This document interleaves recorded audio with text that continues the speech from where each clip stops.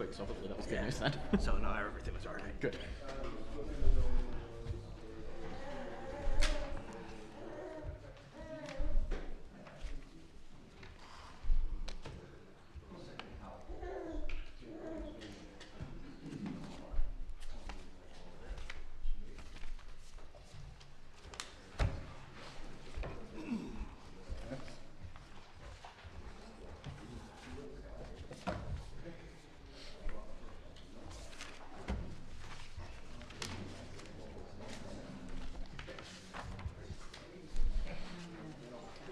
Trying to run faster, just not very far.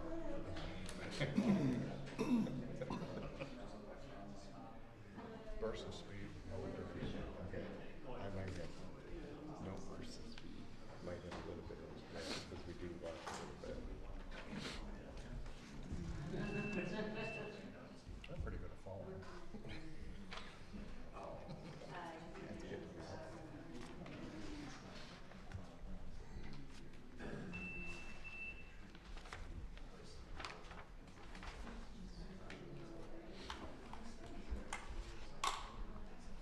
Full house? Yeah. Full house tonight. So weird. I can believe what. Yeah, there's a Okay. It is time. church now. Good evening, everyone. It is Tuesday, May 27th, in the year 2025, 6:30 p.m. This is the Howell Township Planning Commission meeting, and I call it to order. Could we have a roll call, please? Williams, Present? Spalding, Here. Newstead, Here. Bowl, Present. Francescos, Here. Stanley, Here. Lolio. Thank you. Please join us in the Pledge of Allegiance. I pledge allegiance to the flag of the United States of America and to the republic for which it stands, one nation, under God, indivisible, with liberty and justice for all.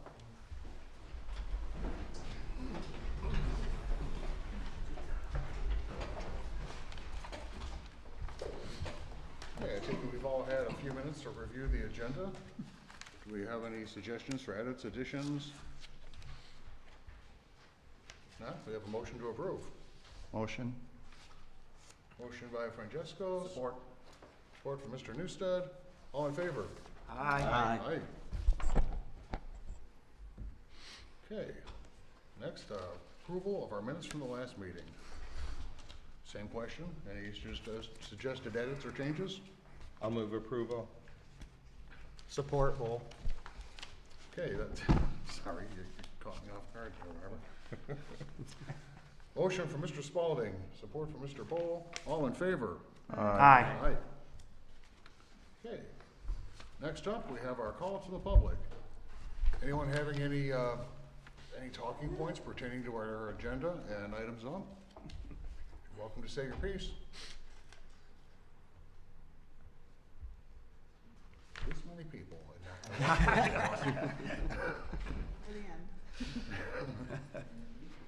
Okay, moving on, the ZBA report. The minutes are attached. I was unable to attend this meeting, so I know as much as you do based on the minutes you're seeing.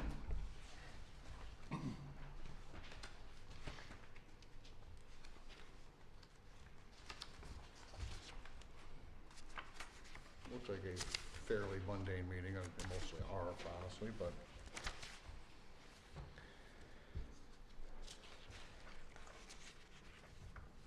There's an approval for a property expansion going vertically.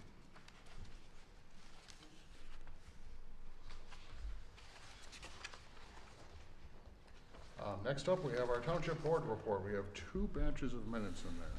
Do we have any questions, concerns, comments for Mr. Bowl? Do you have anything to add? So the first set of minutes, I think we reported on our last planning commission. That was for the 14th. Okay. We had a meeting on the 15th.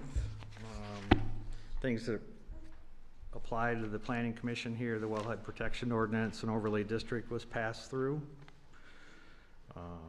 We also had our budget meeting and that turned out pretty well. Our deputy assessor and deputy zoning administrator duties were changed. I believe now we have Marnie for the deputy zoning administrator, is that correct? And also relevant to the board, there was a resolution to censure trustee Wilson for some of his actions in front of this planning commission. That motion passed. The details are online if you wish to read them. Other than that, if anyone has any questions.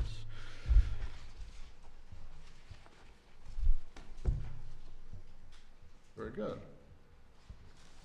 Next, we have our ordinance violation report. List seems to be getting longer and longer, Jonathan. I mean, through no fault of your own, I'm just saying. Anybody have any comments and questions other than how many pages it is? I do, Mr. Chair. Sure. And the Haslock property. Yep. So this is for outdoor storage without screening.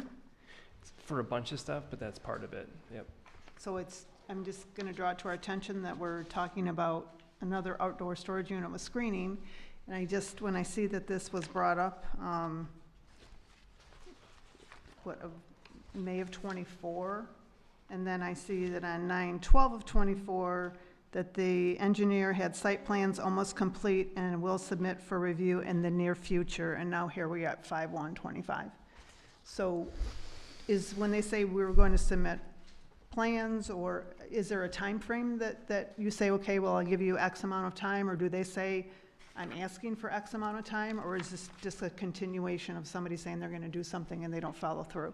Just a question. Yeah, so we don't have hard deadlines. The same thing with other people that violate. If they're willing to work with us, we're willing to work with them. You know, they told us that they were gonna do a thing. Took them a while to do it. It's, you know, getting engineered drawings is not cheap. So I know that was part of the delay. But we do have a set with us right now. We are trying to work with them on some of the issues that are in that set. So obviously, this was kind of like before I came on the commission, but, so he was granted the ability to run an outdoor storage facility without this being put in place, or? No, I mean, they're doing things on that site that they're really not supposed to be doing. They started storing stuff outside without going through the site plan approval process to do that. And so that's why they got in trouble with us. But they are willing to work through the process, so we were willing to work with them on not issuing tickets and taking them to court over it. I just think that that's something we should maybe think about in the future. Like if somebody gets a violation and they say they're gonna submit plans to us to address that, maybe there's a way that we can get more of a, because as people are coming forward and asking for things from us, I just think that we need to have some kind of precedent that if someone's running a business and they're doing something that's not right and they're telling us they're gonna submit plans and it doesn't happen, this could be going on indefinitely, and I think it's just something for us to think about. So, okay, that was my only comment.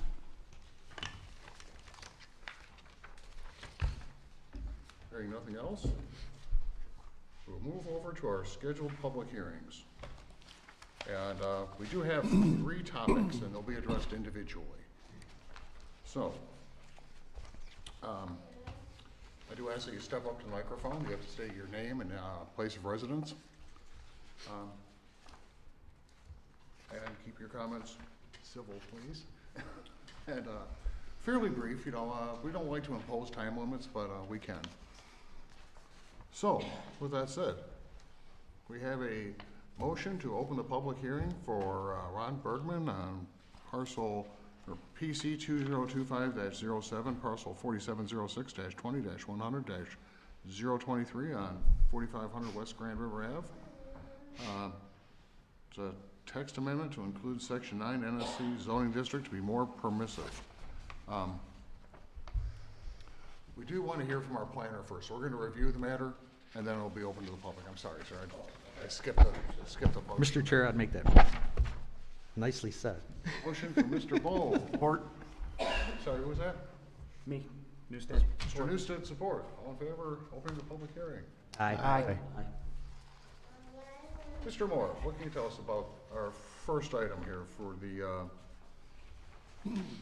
for the NSC to be more permissive for HVACs. Yeah, so the township's recently received 2 applications that are requesting similar amendments to the zoning ordinance that will permit small-scale contractors in the neighborhood service commercial district.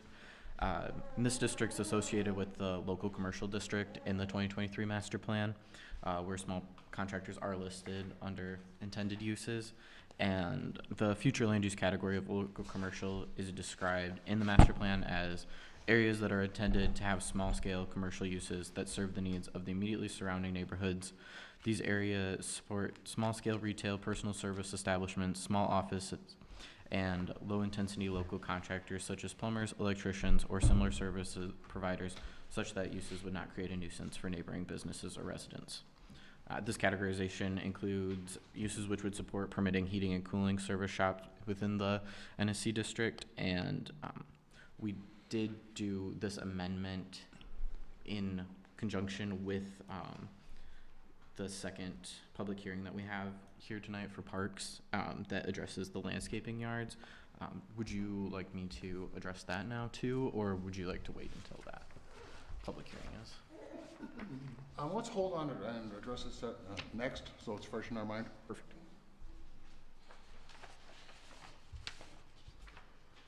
Do we have any questions for Mr. Moore? Okay, Mr. Chair, I'm sorry, I do. very good. And since I don't know how we're separating them because you have one document here, so I'm just gonna kind of address it with this. And so, do you prepare this document? Yes. Okay, so what I had problems just going through it, when you're modifying sections and you're listing like 902, is it possible to put what that is? Yeah. Because otherwise, when you're researching it, you have to go back and see what 902 Yeah. is. That's an easy And I found myself doing that quite a bit. And then on the copy that we got, or the one I have anyway, didn't have any red line like for the additions, strike-throughs, or additions. I see the one you do has. Yeah, interesting. I did print mine from the township website, Okay. but I I was gonna say, it's So, point E is the new it's more text. administrative than anything Yeah. else. It's just, since we're here, but I was able to go through and find out the additions that you added. Perfect. But it just made it a lot more complicated. And I also had a question, do you know why, and maybe the zoning administrator could answer this, why our minimum setback on the rear lot line is 50 feet? I do not have an And- answer for and that. That's been But there our for. front may only yeah. be 35? Yes. I'm just, That is just especially in how a it's commercial been type historically. situation? Yeah, which could be amended okay. to see how you. That was all I had, Mr. Chair, thank you. Thank you. Okay, now we'll open up to the public. Anything? He's the applicant. Oh, okay, oh, by all means, sir. If you have anything you wanna say about it, right, nothing specific, no. Nobody's here to oppose you, it appears, so that's.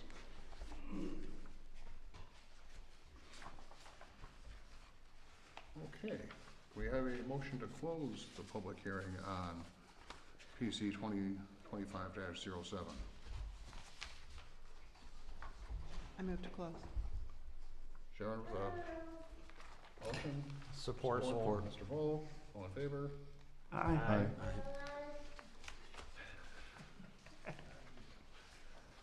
Okay, our second is for Mr. Douglas Parks on PC 2024-08, parcel 4706-35-300-009 at 1356 Mason Road. It's requesting an amendment to the zoning district, the NSC zoning district, to include landscape yards. Mr. Grayson? So for this one, we wanted to address the fact that landscaping isn't specifically noted in the future land use, intended use for this district, but we do believe that it could be appropriate, and we urge the commission to take a look at the intensity of the proposed landscaping business into consideration. The applicant provides lawn care, landscaping, and snowplow services to Howell and the surrounding areas, and they're looking to establish a landscaping yard which would include a 6,000 square foot pole barn with a designated area for outdoor landscaping material sales and bins to store landscaping materials according to their application. And I just wanted to note that the proposed text amendment does allow for landscaping trades within the neighborhood service commercial district, but it includes several requirements that include no outdoor storage being permitted in the front yard. Storage of materials outside the permitted structure must be approved by the planning commission and are to be screened from public view and adjacent properties, as well as all vehicles and equipment associated with the business shall be parked behind the building and not within any setback. And these regulations were proposed to keep the intended uses of the zoning district at an appropriate scale while still allowing for uses which would otherwise not be permitted. And we could discuss other ways to go about this, or if you have any questions, I can answer those. Very good.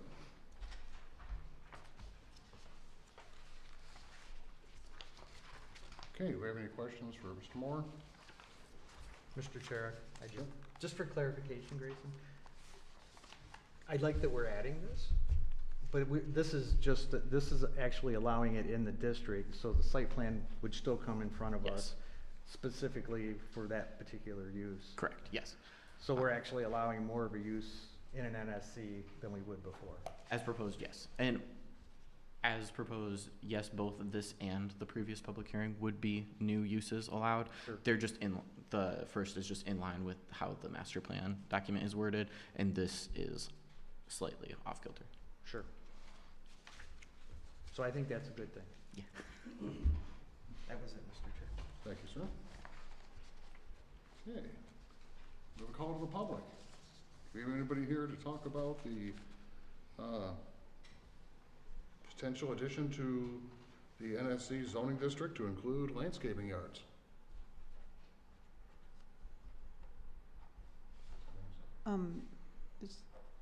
Are we allowed to question the applicant? Yes. Mr. Chair, I'd like to hear from the applicant. Absolutely. Should I step up? Yeah, Please do, sir. How you doing? Very well. I ended the plan just to kind of Yeah. give you a basic understanding of what we're looking at. Mm-hmm. We're pretty far off the road. Actually, because we came in about 10 years ago, and we had a verbal approval that we could run a landscape company before we bought. We've technically been running for the past 10 years. We've had no issues, but we won't say that. Well, we discovered we're not supposed to be here because we wanted to build a product from the barn. We plan on fencing and everything. We plan on using block walls to hold the basic products that we're carrying. We're not planning on a full service, we're not gonna be running mulch in and out and selling material on a wholesale level. It's just if a customer that I'm dealing with wants to come and look at products or something of that nature. That's the basics of it.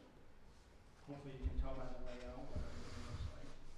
Okay, so that was my question. So you're not selling to the public then? You're just having bins set up that shows the materials that you carry, or? Yeah, honestly, if a customer came up and said they need a couple yards of material, that I'll deliver it to them, but we're You would, not- you would we're not- deliver we're it, not- you'd deliver it, you wouldn't, they're not coming in with their trucks and saying, hey, look, give me a yard. Okay, gotcha, okay. We're not, 9 to 5 open there. I mean, we're an open company, but we're gone, we're out working the field, so we're just using it basically as our landscape storage in our shop. Okay. Mr. Chair, I had a question. Sure. First of all, I want to thank you for coming forward. I know this has been a long road for you. And like you said, it's kind of been running out of there for a while, and you're trying to do it the right way, We just right? wanna do everything the right way. And I appreciate that. So this is, correct me if I'm wrong, this is just a text amendment so he could do this. Would there have to be a preliminary site plan at a different time, or there would? Yep, so if this goes through and you allow it, then he'd be able to move forward with preliminary site plan, that sort of thing. So you gotta go through the site plan process first, and then once you get approval for all that stuff, then you'd be able to pull a permit. I just wanted to make sure that you understood that, because this is like the first step in allowing it within the zoning. So how's that site plan work, and how's that, well, we can discuss that later. Okay, This is the first step. first step, Okay. gotta start somewhere. Any more questions? Are you gonna have, say, retail sales to customers? I pull in with a dump trailer and I want some mulch. You're not gonna do No, that's that? not our objective. Our objective is just to store our own products and sell it as we need it, basically. We do, Home Depot takes 80 yards of mulch. It's right near our yard, we're in Howell, so we'd like to, or would like to store the mulch on our yard and then just bring it in as we need it. Same with, we use a lot of 21, just certain products that we use a lot of. We have our own personal vehicles, we fill those and haul them out, of course, but that's,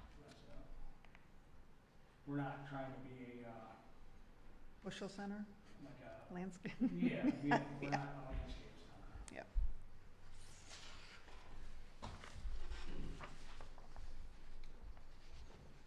How to scale is this? And you said you set back a bit It's- off the road. Can I step up? Please, Jim, yes, sir. These, So really, one thing that kind of jumped out at me was how close the neighbor's property was here. it's pretty far. You've been there working for 10 They years already. are- so- Actually, they're a little higher than us also, and I've been dealing with Matt. I actually sold them the back so we can build that barn up from our property. Here's the measurements of everything. The width is pushing a little over 200 feet, 230 or so feet, the width of the property. But then you can see the property lines. His barn is right in here. He's about Okay. 7 foot higher than us, but it's pretty private. This is a pretty thick wood line, this is a thick wood line, and technically there's some wood line here. But he cleared it, and we were both in agreement, put a fence and maybe a couple bushes or something. He's pretty far off the line though. Okay.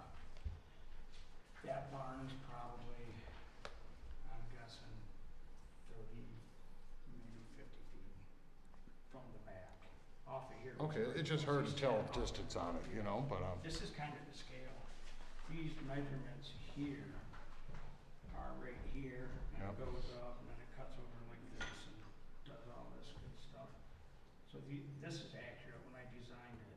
These are accurate by the measurements, which is 740 feet right here. Plenty of room to play. take your drive here goes out to Mason Yeah. Road. Correct. Mason Road, from there, That's the picture. I see it, okay.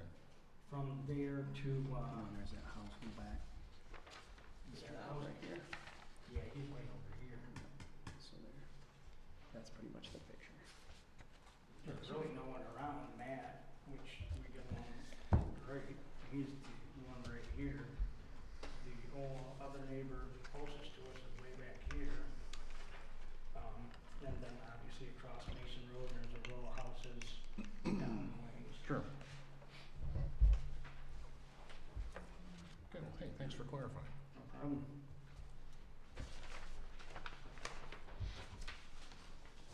Anything else? I think not. We have no other input.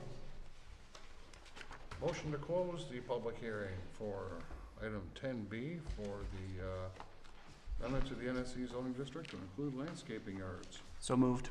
Newstead. Support Stanley. Motion by Mr. Newstead, support from Mr. Stanley. All in favor? Aye. Okay, item 10C, the public hearing for Mr. Mark Jewett. It is item PC 2025-06 and PC 2025-10 for parcel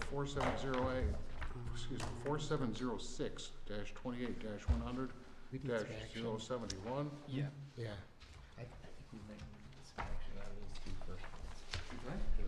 Yeah, just address their request, because we are actually approving, recommending it to go to the board. Okay. We are on a public hearing. For the text amendment. For the text amendments. Okay, I stand corrected.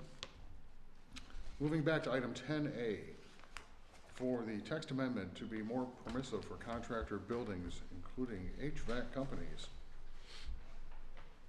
Do we bundle that with landscaping companies in a single So, I It's mean, the same it, zoning ordinance? isn't it? personally, I'd tackle them together just because you're dealing with one ordinance and the question Mhm. is, what are you going to make the recommendation to change? If for some reason you like one and not the other, then I think that'll kind of come out, but I think that it's one ordinance, you're kind of talking about two different additions, changes, but I would keep it together. Okay, then, I will move for the planning commission to recommend to the board, Howell Township Board, to amend section 9.02 of our Howell Township zoning ordinance to, one, allow heating and cooling service / shop as a permitted use in the NSC zoning, as well as two, include a text amendment to include landscaping yard within the service establishment, also in section 9.02, in the permitted principal uses. I support. sounds good. We have a motion from Mr. Spalding, support from Ms. Lolio. There's also amendments made to section 14.46, just. 14.46. Or I suppose the motion could be as presented to cover. So in his report, he has at the back of his report, he has 3 sections that he broke it down by, Yeah. making here it changes to is. 9.02, 9.05, and 14.46. And 14.46, yeah.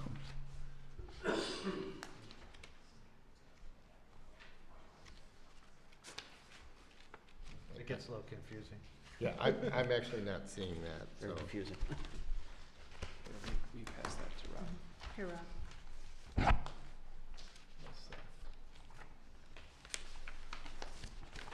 I got it right here.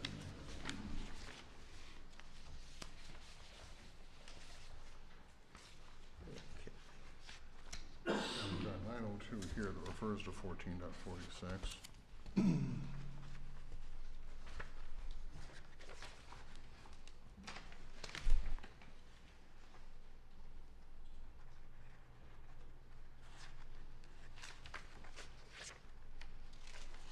What am I missing? It's in Grayson's planning report. Yeah, but what am I missing The last page out of on- my motion? was the 1446. Did you get that one? So I believe you said section 1 and section 2 of his report, which I think was the 9.02 and the 9. I don't have it in front of me. 05, and then you're missing section So the 3. question is, are you also accepting the changes to section 1446? 46. Yes, I'll also include in my motion to accept the changes in section 14.46. And I remain supportive. Okay, we have a motion to approve the changes detailed in section 1, section 2, and section 3 of the planner's report affecting section 902 and section 14.46 as provided. Motion from Mr. Spalding, support from, is that you, Sharon? Ms. Olio? All in favor? Aye. Aye. Aye. Motion passes.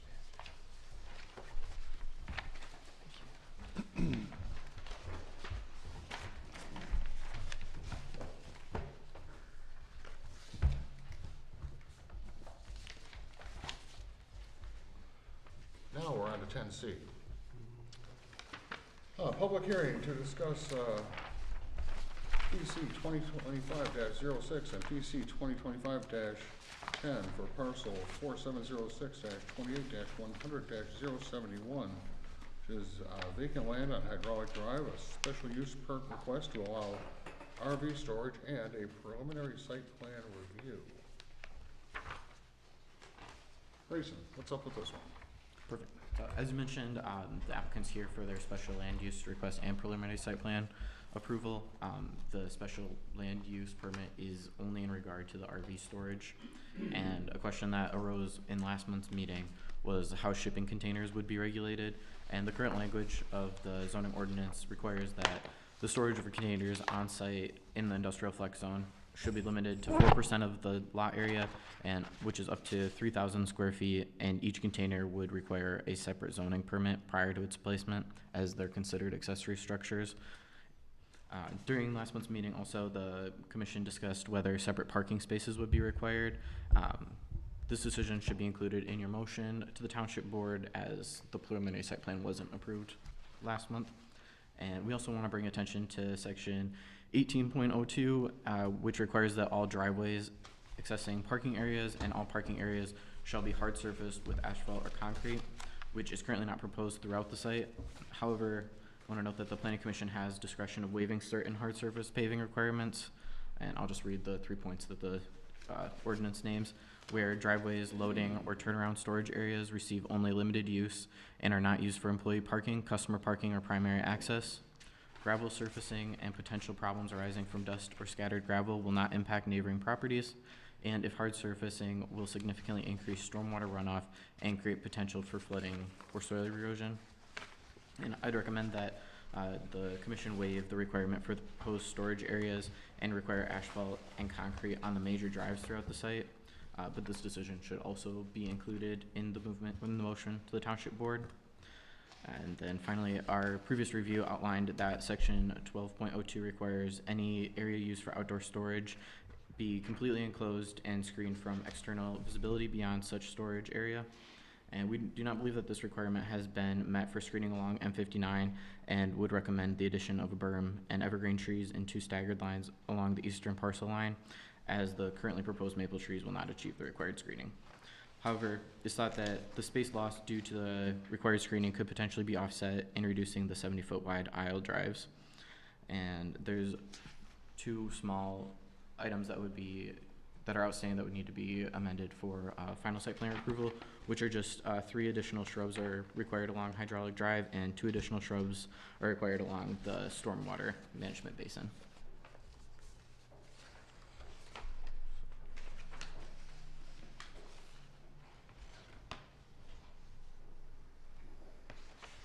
Okay. Thank you, sir.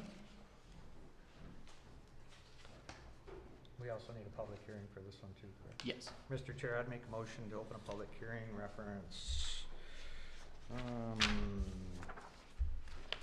PC 2025-06, PC 2025-10, for parcel number 4706-28-100-071.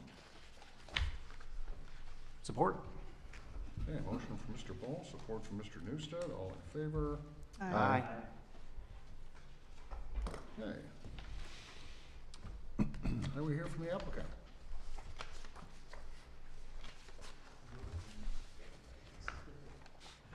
Good evening. Good I'm evening. going to read a prepared statement since I'm really not a public speaker. I'm going to do my best. I'm going to try and keep it brief. I think you've all seen the plans. We've kind of been here a couple times already. It's our 3rd trip in. I think everybody has a grasp of what we're trying to do. And I'd like to just read my little spiel here, which I think addresses all the concerns of the planners and the engineers. So I'd like to start off by thanking you all for the time that you're putting in here on behalf of your community. My name's Mark Jewett. I'm the operations manager of our small family business, which is outside storage for boats, RVs, semi-trucks, and contractor yards. We have addressed all the planners' concerns in the letter dated April 15th and revised on May 19th. We've updated our plans, addressing each concern on the list, which changed from the first review to the second review on the preliminary site plan. In reviewing the planners and engineers' notes, there's a few areas which need to be addressed, and I'll run through them now in the order that they appear on those documents. Starting with the shipping containers. There's an ordinance that pertains to shipping containers. We assume that that pertains to the temporary placement of containers on personal property or on a construction site. We'd like clarification on how it would pertain to our site, since shipping containers are an integral part of our operation. A contractor, to be able to have a lockable, watertight vessel to keep his good stuff in, is kind of necessary for what we're doing. Our Milford location has tenants who are storing shipping containers. Well, it's incredibly difficult to either eliminate that portion of our business or have to come to the ZBA every time somebody wants to have them. We've got another tenant that has over a dozen containers in his yard, and he keeps overflow products from his businesses located nearby, which he can't store on his shipping containers on his site because it's not approved for outside storage. We'd like to eliminate the limitation on how many shipping containers we could have and the requirement to obtain a ZBA permit prior to each container's placement. We don't really see the difference between a semi-trailer and a shipping container aside from the obvious legal needs. Parking, the next item is the parking and loading areas. There'll be 10.5 acres of parking. Essentially, the entire site is a parking lot. We plan to cover the whole site, aside from the green areas, with 8 to 12 inches of recycled asphalt millings. Tenants rent specific areas within the site and will park their personal and work vehicles in their rented space. Therefore, we do not need, or have no use for, an additional parking lot. We do not think it's necessary to pave all the internal roadways as well, as the recycled millings compact to a dust and debris-free surface. In addition, we have added large paved areas at the entrance and exit that will mitigate the migration of particulates leaving the site. We'd like to address that in the engineer's letter on May 22nd and say that it is unclear which areas are intended to be paved. However, on the site plan labeled the page SP, the paved area is clearly defined, as are the areas that are supposed to be milled. I think there's 5 different notes on the plan that say millings.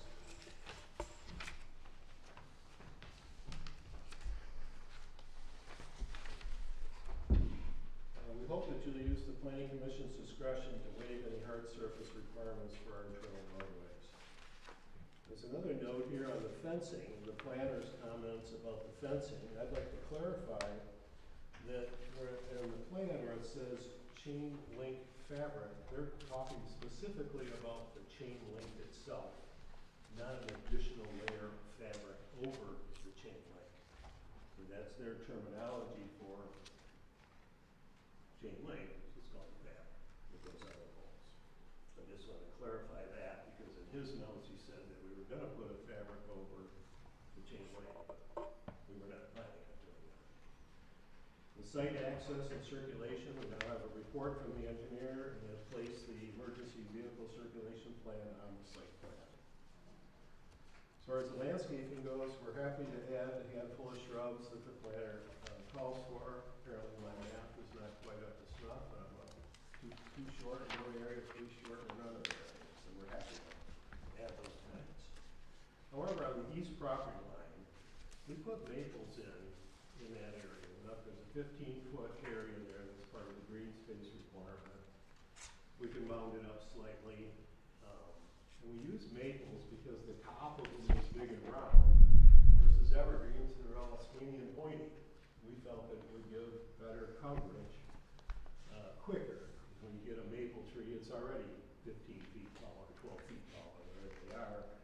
And the ordinance requires an evergreen to be 6 feet tall or whatever the actual requirement is. We just felt that that would be better. I also think that to take up space, which we could change things around, we're going to keep our roads at 70 feet wide because that's what it takes to back a semi into a parking space. We're not going to make the road any smaller, but we could give up some storage space someplace else to make that work. We just don't understand how a 3 or 4 foot berm is going to be meaningful in adding screening to that property particularly from M59. And the people that are in the units next to us, as an example on the west side, they didn't put any plants on there, and we don't really think that there's a reason that we should screen our RVs from their RVs. We did also add maple trees on the north property line in an effort to comply with the ordinance and beautify the area. But realistically, our neighbors are not screening towards us. We don't see the need to screen towards them. For example, I already talked about the west property line with the tenant there, who has RVs and shipping containers and all that. We believe what we plan to build will have a positive effect on the community by consolidating all these vehicles that are currently scattered all across the township and keep them in one spot where they can be screened and maintained. Hopefully you've had a chance to look at the site plan in your packet. If you have any questions, I'm happy to try and answer them. Thank you again for your time. Anything for the applicant? But really, there's a couple things I think to talk about. One is the special, I guess the first item, right, the special use permit. That's the first thing about that, we can't go forward. So we might as well do that one first, and then we can address these other concerns. Mr. Chair, I have a question for our planner. Sure. Grayson, concerning the storage containers, what was the final determination? How many storage containers do you put on that lot? They can have, just make sure I wrote it down. They can have up to 4% of the lot area or up to 3,000 square feet. And each container requires a zoning permit, not, they do not have to go before the ZBA for each permit. It'd be administrative. Do we know what that percentage would be? I'm just kind of curious. I did not calculate that, sorry. Problem by you. Okay. So I'd like to clarify that the campers that are next to you, and I think where you're running into the issue is with the contractor storage. I think there's a difference between trailers being stored and then you're gonna have your contractors coming in there with all different types of equipment. Like you said, they're gonna want a lockable place. You're gonna have multicolored storage containers possibly. I'm not quite sure how that all works out yet. And one of the things I addressed too, that there was no trash on the site or no trash receptacle. So you're gonna require the people leasing from you to police their own trash. That's right in the lease, as we stated in some of our previous letters, and that's something that we monitor, you know. Make sense. We don't have to clean it up after them, so they can't have junk in their yard that's gonna potentially leave their yard and mitigate to other areas of the township. And obviously, the biggest concern is because where this is located, it's visible from M59, and Not so much today. well, it's not as bad.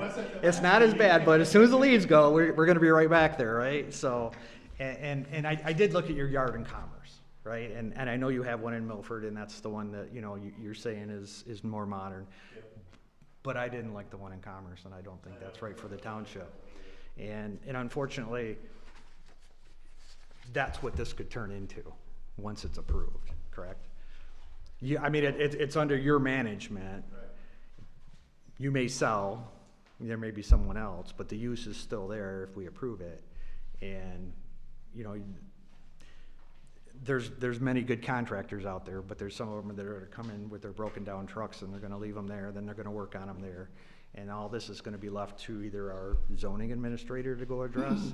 Yeah, well, I mean, just a little side note on this, and this is a $3 million thing. We have no intention of letting this thing get away from us. Sure. So what kind of, That kind of guy is not the tenant that we want, and we have a way to weed them out. We don't allow people to work on their equipment there. We don't want guys. but it's not gonna be manned, right? I mean, there's not gonna be anybody there to say, hey, you can't do that. We're there 3 or 4 times a week. We I drive am, but all the time, and we it's, can see everything on the camera. So we're not gonna let this thing get away from us, just because, partially because of Commerce. It just wasn't set up right Sure. to begin with, and it's just so much harder to take care of now. can I ask why Commerce is still the same way? First of all, anybody can drive down that street and drive through it, Uh-huh. so we've lost control of that, right? So now, one in Milford, you can't even enter unless you're a tenant. Nobody can just drive through, and if you haven't paid your rent, your little code isn't gonna work today. So it's usually the guys that are messy, that don't pay their rent and get booed. Sure. Or we're just on them, like, you cannot do that here. We're not gonna let them do that. We have our entire life savings invested in this thing, and we're not gonna let it fall. So me personally, if they were coming in and parking their vehicles and leaving, I have absolutely no problem with that. I think when you start storing stuff there and you start storing material there, which was, I think we saw that in Commerce. And then you're looking at M59 right down on top of this. There's actually people, so in Commerce, there's also 6 buildings there. And most of the yards where that's really gotten out of hand are the tenants that are in the buildings. So it's an accessory use for them, it's not their main thing. And they're the ones, quite frankly, that are using nastier than the others. So is there any assurances to the township that this won't turn into Commerce, besides just what, your word? Well, I think the whole layout is different, and we could pull up pictures of the Milford one just to show you that that's the direction that we're going in. That's what we want to go. We want something that's clean that we can be proud of owning, and that's easier to maintain as a result. Okay. Thank you. Thank you, sir. Anything further? So going back to the shipping containers, so you've provided those before on your properties, shipping containers, or not? The tenants are allowed to bring their own, So they bring- or they can rent them from us. Either way. And we have one tenant in Milford, that's what he does, shipping containers. He has lots of them. Okay, so we had a lot of discussion on shipping containers here about being harmonious, and I do have a little bit concern, so basically just any shipping container, you don't approve it, you just tell the guy it's okay to bring a shipping container in, and then you don't know really what's gonna be plopped down on the property? That's Because we've had people, okay, That's correct. all right, I need to That's think, part of it. Now, the think same about that. goes for, a guy could just bring in an old semi-truck trailer, right? Mhm. So the difference is shipping containers is shorter, smaller, a little bit more defined, but semi-truck trailers come in all shapes and colors and degrees of maintenance or non-maintenance, so I don't really understand the difference from one to another. And for a little guy that has a irrigation business, that is able to lock up some of the more valuable things, it's a valuable thing to have that shipping container that's watertight and lockable. It's a pretty big part of our business. We probably could do it without them, but oh, and I'm not asking you to do without, I'm not saying I'm against shipping containers, but, I've seen some nice shipping containers, and then I've seen some terrible shipping containers that I'm like, really? Don't put your stuff in there because it's gonna rain or it's rusted or whatever, so I just, and I understand, I saw the Milford thing, it looks really nice. I just want to make sure that we're not going to get something that looks a little bit like a junkyard. And I can only say, because my husband has done exactly what you're talking about, bring a trailer in there, and but that place is pretty rough. And I do have a little bit of concerns. I'm not asking for a whole lot, but the shipping containers, I wasn't sure how you did it, whether you were supplying them to your customers, like I have X amount of shipping containers if you want to rent them. I didn't know it was going to be like, hey, bring your own and plop it down. That's a little bit of my concern, you well, know. I mean, I guess that's up to the board. And, we'll just make a decision whether we can move forward or not, depending on what decisions that you make. When I first started at Milford, we had them all painted one color, which we kind of liked, actually they have bright red, which I thought was cool, but it does make them stand out a little bit, so. But then people bring in their own. I think there's probably 30 of them on that Milford site. And this 3,000 square feet limitation, It's probably gonna- 160. so it's gonna limit you about, like 20 of them, which isn't gonna be enough for, Less than 20. yeah. That wouldn't be sufficient for you then, right?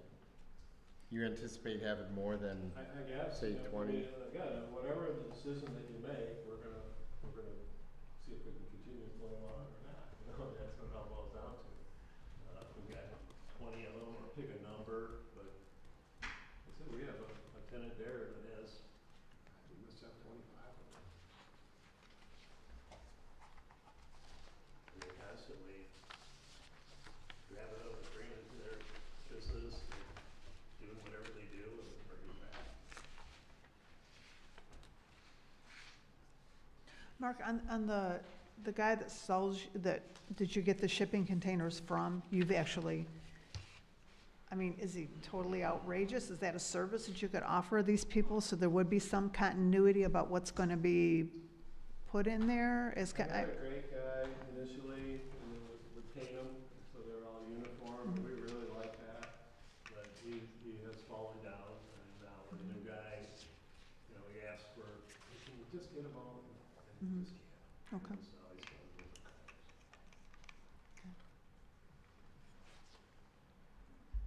Would you be opposed to having like be a central depository for the storage containers that are allowed, once they're decided if they are, to make them all uniform in the placement of them, so they're not like all willy-nilly going different directions and different colors on the lot? As far as thinking about one color, say. And maybe placing them in an orderly fashion? Because Well, you have they different wanna sized be in their own lots. yard, right? So if a guy has a little fenced in area, he has to have the shipping container in his fenced in area. Sure, but would you be the person issuing it to him, or would he be getting it himself? But if the other facilities goes either way, Okay. so So I mean, we could have like 16 different colors of storage containers out there. I think that's possible. Now, if that's the deal that's gonna make this work or not work, okay, we'll paint them all gray or pick a color or whatever. So, they're not hard to paint. It's an extra thing that obviously we don't wanna do, but if that's what we have to do, we're amenable to all the guidelines that you suggest up to a point where then we just go, well, we just can't afford to do business here. That's what it's blown out to.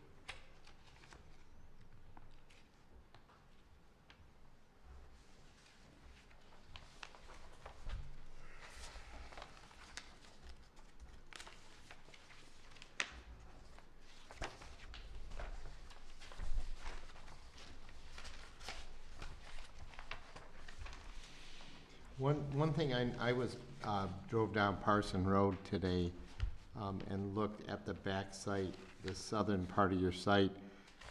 On the west part, it is pretty open, but I do see that you do have some plantings in front, or outside of the fence area, right? Not on the west side. Not, I mean, on the south side. South side, we have 240 shrubs. Okay. Three short, there's also 100 trees that are gonna There's, stay there. it's pretty well vegetated up until the last, couple hundred feet of the site where Yes. where the turnaround is and that big pile of mulch and Right. stuff. Okay, So that was brought up at the planner's first review, and so we addressed that. About a half Okay. And as far as the hard surfaces, one thing I'm thinking is if we're gonna require you to put more asphalt or concrete on there, it becomes a non-pervious surface, and we're gonna have some runoff issues. Well, yeah, so everything's already planned, right, for the amount of rainfall, 100-year rains and all that stuff, you have the retention basin and all that. Millings, it's my understanding, millions are only partially permeable, but a little bit better than none. We found that the millings, since they don't have dirt in them, they don't make dust, right? They pack really well, they're really easy to maintain. And we have, the roads are either 70 feet where all the trucks and trailers and all that are, or 40 feet where the RVs are. So we'd like having that open space just to make it easy for guys to get in and out of their units, or even just parking a semi in a 12-foot wide space. But we just don't see the need. And then we did do a big paved area right at the entrance to give that, what little you might pick up on your tires is going to be disseminated in that paved area before it hits the street. So I think the two main concerns was the mitigation of gravel onto the road and dust. And I think the millings take care of both those items.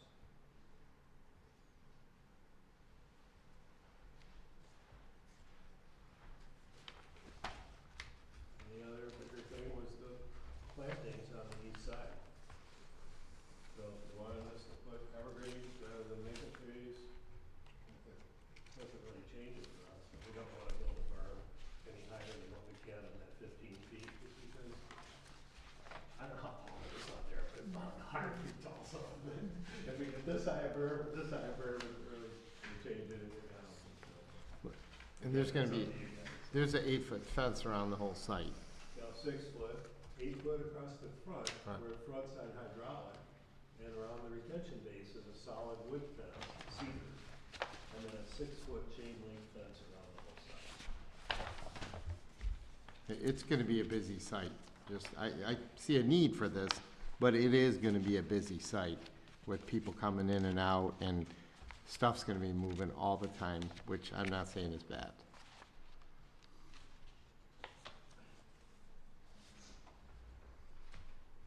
Hey, Mark, how deep of a, how many inches of millings are you thinking about doing on that? 8 to 12, 8 to 12, okay. depending on the base. If the base, the material out there is not sound, then we put more millings. Okay.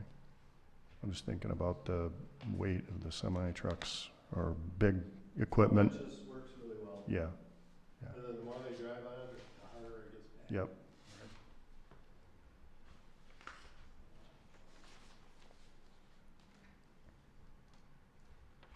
Tim, did Commerce have millings? You couldn't tell, it was an overhead aerial view. Okay, I thought you had gone I'm- there.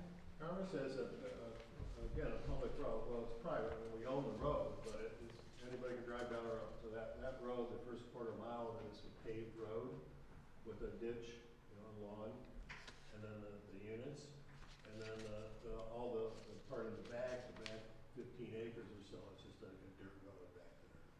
And it's not millings, it's dusty, it's just not as nice as it. So the actual yards in Commerce that are across from the buildings, are they millings? We're switching them over as people vacate them, we're going in and clean them up, get rid of all the stuff, and then put millings down. Okay.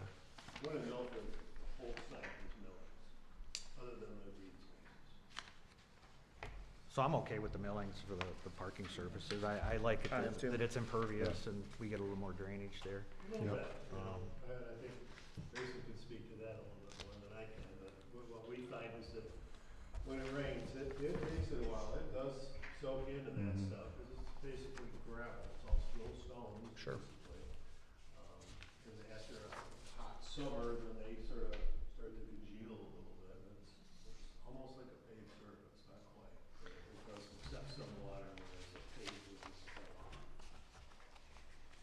So we essentially have two motions here, Grayson. One's for the special land use and then one is for the preliminary site plan.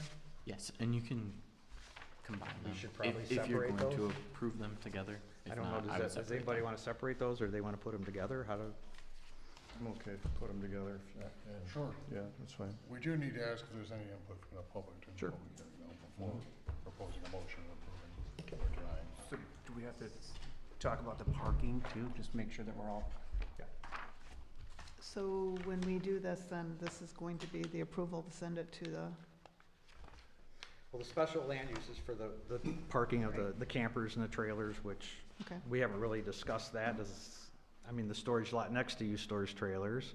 Mhm. So, I mean, It has no screen. me personally, I have no issues with the storage of the trailers, and that's the special land use permit, if I'm correct. Is that right, Jonathan?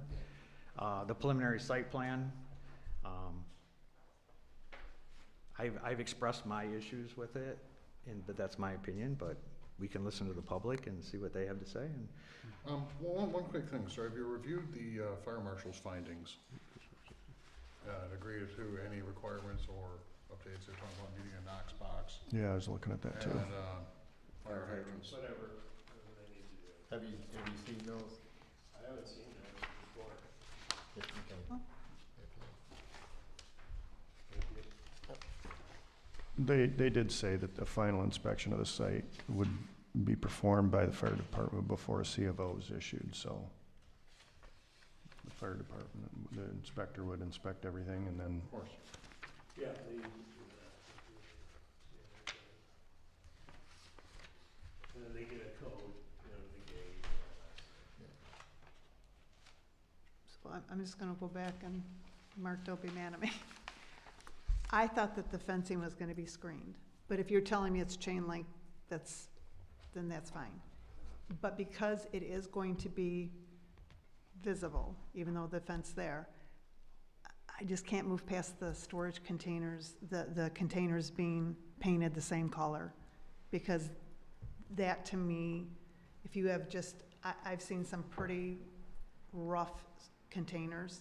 And I would think if there was gonna be the prerequisite that they had to be painted to all, that somebody might spend a little more time in getting a more decent one than, I mean, it is gonna be visible. There's no screening and it is visible. So that is, the millings, everything, that is my only concern. So, I don't think uniform Can color we would pull up make a it look picture more of professional. the Norwood site, an overview, and you could actually see what 35 shipping containers look like? So I appreciate what you're saying, and my concern is, with Commissioner Lolio is also, is there's really no assurances how this is gonna look a year from now, 5 years from now, or 10 years from now. Other than, you know, you say we're gonna keep it, you're gonna assign these lots or rent these out to people, contractors or people with trailers. I mean, people with trailers, they come there, they park them, they take them out in the summer or wherever they're gonna do with them. The contractor portion of it, they're gonna be coming in there every day, their equipment's gonna break down, they're gonna say, oh, I'm gonna fix it right here. They're gonna be coming in with empty bags, the wind's gonna take them, they're gonna blow. Who's gonna take care of this? And you say that we're gonna drive by, but it's not manned, there's no one driving through daily saying, you need to do this, you need to do that. We're there So, almost daily. I wouldn't say okay. every single day, but I was at Milford today. So I have no problems with a special land use permit, and I have no problems, the only problem I have was with the contractors. And it's not with them being there, it's the regulation of it. Along with the storage containers. Right in their lease, you must abide by all the rules of the township and the state of Michigan, and that includes taking care of your trash. And if you don't, I appreciate that, but at the end of the day, who is gonna take care of it, I think is where, I mean, I would like to see much more regulation on your end of things, because you're the one asking for this. But it seems to me like you're just gonna build this thing, lease these spots out, and then you're kinda hands off. I mean, you'll come through and you'll do what you need to do, but it's really, once the lot's rented out, they can pretty much do whatever they want unless it's brought to the zoning administrator's attention, and then he's gonna have to go out and deal with it. I would rather- We've never once had Milford, in the 3 years now that we've been open, we've never once had a complaint to Milford Township, nor have they ever come out at an ordinance violation. That's good. We are on this thing. This is literally our life savings here. We're not gonna let this thing get away. So we get a bad tenant, and some people are like that, right? Everybody's different how they take care of their car, how they take care of their house or their yard. And we just don't allow them to let this thing turn into a trash heap. We have our life savings into this thing. We're not gonna. And you mentioned it yourself, the screening and, I mean, obviously it's an industrial flex zone, you don't have residential near you. Unfortunately, you're looking right down on this from M59. That's what the township looks like from M59. It's I think you called it the elephant in the room, right? I mean, it's just unfortunate that's the way the lot is positioned, right? I mean, it's really no one's fault. And how do you screen against something like that? I mean, you have the big trees with the green leaves on them now, that helps, but this is Michigan, so. Only 4 months of that, We so. kind of struggled with that. What are we gonna put on that east side? And we were going to make it. Started out as a landscape guy, so Sure. I love trees and bushes and all that. I have no problem switching it over to evergreens or whatever. I just thought the maples would do a better job. Jonathan, special land use can be revoked, correct? Special land use can be revoked. I mean, if you recommend approval and the board approves it, then they've got it. They've got it. If there's any violations, Doesn't necessarily revoke the special land use. okay. That'd be pretty severe. Correct me if I'm wrong, this special land use is only for the RVs and the camper trailers, correct? Right. So the contractor's lot would still, and the storage containers would still be allowed, even without a special land use? I mean, that's the way I understand Grayson's report. Okay. So, It's his, you know, they looked through the ordinance and determined that this is what they would be allowed by right with the storage containers. And I kinda see So some, we could get, what you're suggesting is you could get that number without any, having to put in the restrictions, or if we need more than that, then we'd wanna have some restrictions in paint color or whatever. That's how I understand Grayson's report. Yes. Okay. So are we talking about allowable containers without us being able to say we want them painted? Yes, the ordinance does regulate the appearance of them to an extent. I don't Mhm. believe it says specifically that they all have to be painted the same color, but they're supposed to be free from rust and wear, and they're not supposed to have graphics on them. Generally, just, they're supposed to look clean. But like I said, I don't think that there is a provision in there for keeping them the same color on a lot. I can kinda see a issue if there's, 3,000 square feet of containers. How are we ever gonna enforce that? Unless you stop on M59 and count them? Measure each one, two, I guess, you know, that's what I, Well, there are 20s There's and 40s, standard. so most of the ones that we have are 20 footers, so they're 160 square Okay, so feet, that's- so if you like it's 3,000. it's 18. 18.75. yep, 18. So if there's 20 there, is So that a big it's- deal, or? So that each one will require a permit because of the changes. That's one of the things, is that they do require a permit from the township. So if they had over 18, then they would be in violation. Okay, so, but is each shipping container gonna need a permit as an accessory? They will, and you're aware of that? We're aware of that, and we're asking you to waive that. Why do you do that, it's up to you guys, so. We would like to have more than 18 and 3/4 shipping containers.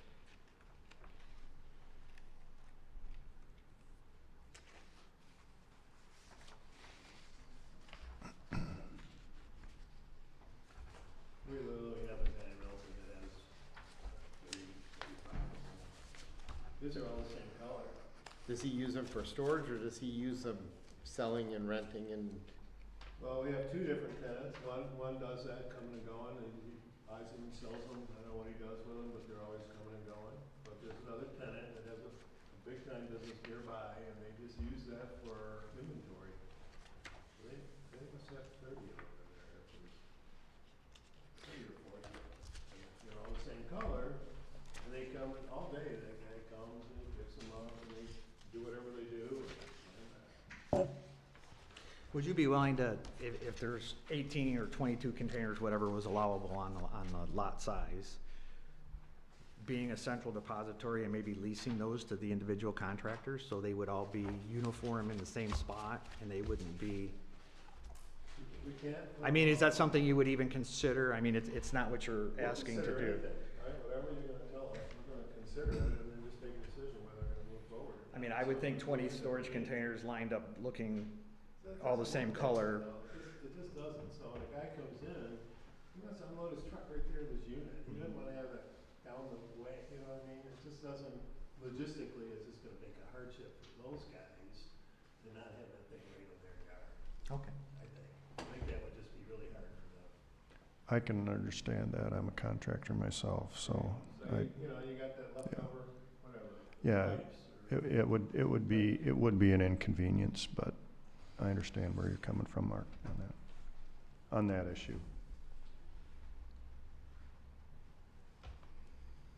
I do think that having a uniform color for the containers would help with the screening, because it's gonna be visible no matter what you do from M59. So rather than a patch quilt of different colored containers out there, having them all be more uniform, I think it'd be a little more pleasant to the eye of the passersby. Okay. And as was said, I mean, that's what, when you get off 96, that's the first thing you see on Howell Township, or I don't Nearly one of think those. it would be seen, I don't think it would be noticed as much, the way you're presenting it. Correct. You know what I mean? I think Yeah, if you had, if you've got a bunch of different colored containers, I think that would be You know, people would look over and they'd see different colored containers all over, spread around. Be much more noticeable. It's gonna draw your eye. I think it would be, yeah. I'm not, yeah.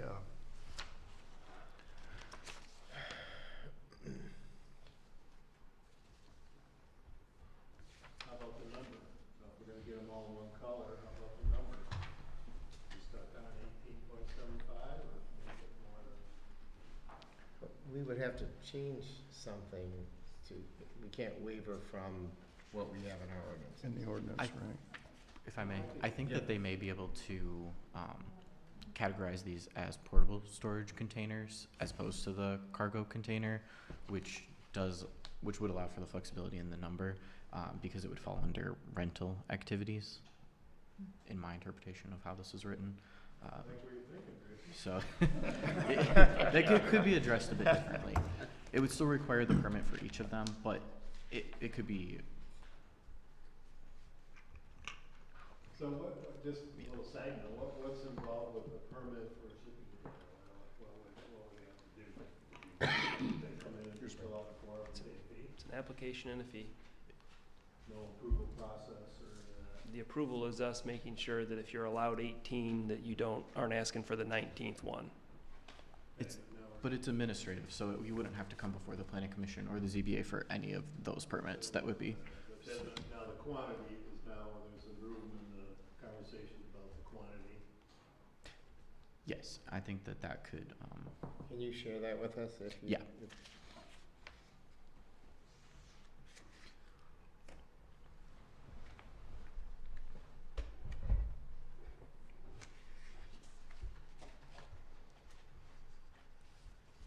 Mark, if you need a chair, grab a chair. You've been standing up there a long time.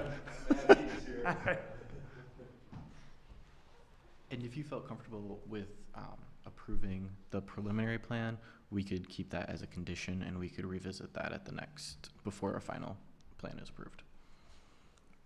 If there's other conditions you want to place before we address that. Yeah, I don't have any opposition to more than 18.75 containers being present. I mean, this is your business and you've got plenty of space for it. Adequate roads, for lack of a better term, but drive paths, that, seems ideal for it. If you get a permit for each one, that permit doesn't expire, right? Or is it an annual? Storage containers don't. Cargo containers, the temporary cargo. Am I getting it backwards? Yeah, just opposite, but Okay. yes.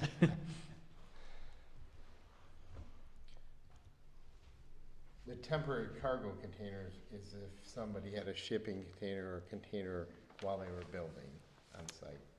Right, or Okay. if you're moving, the pods is the popular one, so Mhm. that's the temporary, and I always mix up the ones they are. The temporary one, there's a time limit on that, whereas the non-temporary one, the thing you think of as a shipping container, there is no time limit on those. But due to the nature of the tenant renting this space, would we consider that more of a temporary placement of that container? That's where I think it could be up to interpretation because it does specify renting in the temporary containers.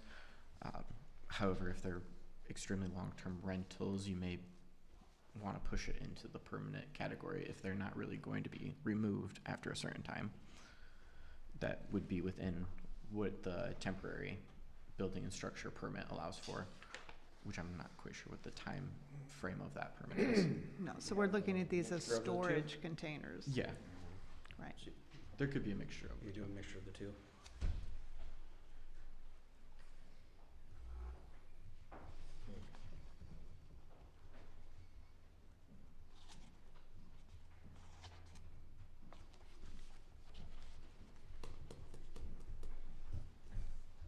Well, guys, I said my piece. I want a color, what can I say? I actually agree with that color, the same color. I'm completely fine with the number being Yeah, whatever it I was, agree with but, the number too, Yeah. if we can work you know, I around drive that. by there a lot and I totally agree if there was, you know, 15 different colors, your eye is drawn to that area. If they're all the same, it's gonna blend into the background, you won't see them. Nobody's gonna, Besides that, we won't be able to count them if they're all like one Right. color. If we're driving by Yeah, and like, tan, oh, look dirt. at, they're all the same color. Asphalt They milling blow. colored. Gray. No, that's my only concern. You know, it is visible, even though it's fenced in, it's visible. But at least if there was some continuity as far as the building color, then it's like, kind of like the storage unit you go by right now and everything's the same color. Yeah, with like a blue roof and a brown building. Yeah, okay, whatever yeah, it I like is, that. some I mean- continuity. I think Yeah. aesthetically, it would look much nicer to have a same color, have them all the same color, and I think it would speak volumes of your business as well. I think people would see that and they would say, hey, that guy really, you know, he's trying to make things look nice and, you know, uniform. That's my personal feeling from a business standpoint. But, and I also understand, It's not the end of the world to have to paint these things. It's Yeah. not what I wanna do, but sure, I like the idea of having them all look the same for that reason. Yeah. Started in Milford with 6 of them, we painted them all red. yeah. Which is a little opposite of what you want. We all have a bright red thing, but obviously, gray or something like that would probably be something that's gonna blend in better.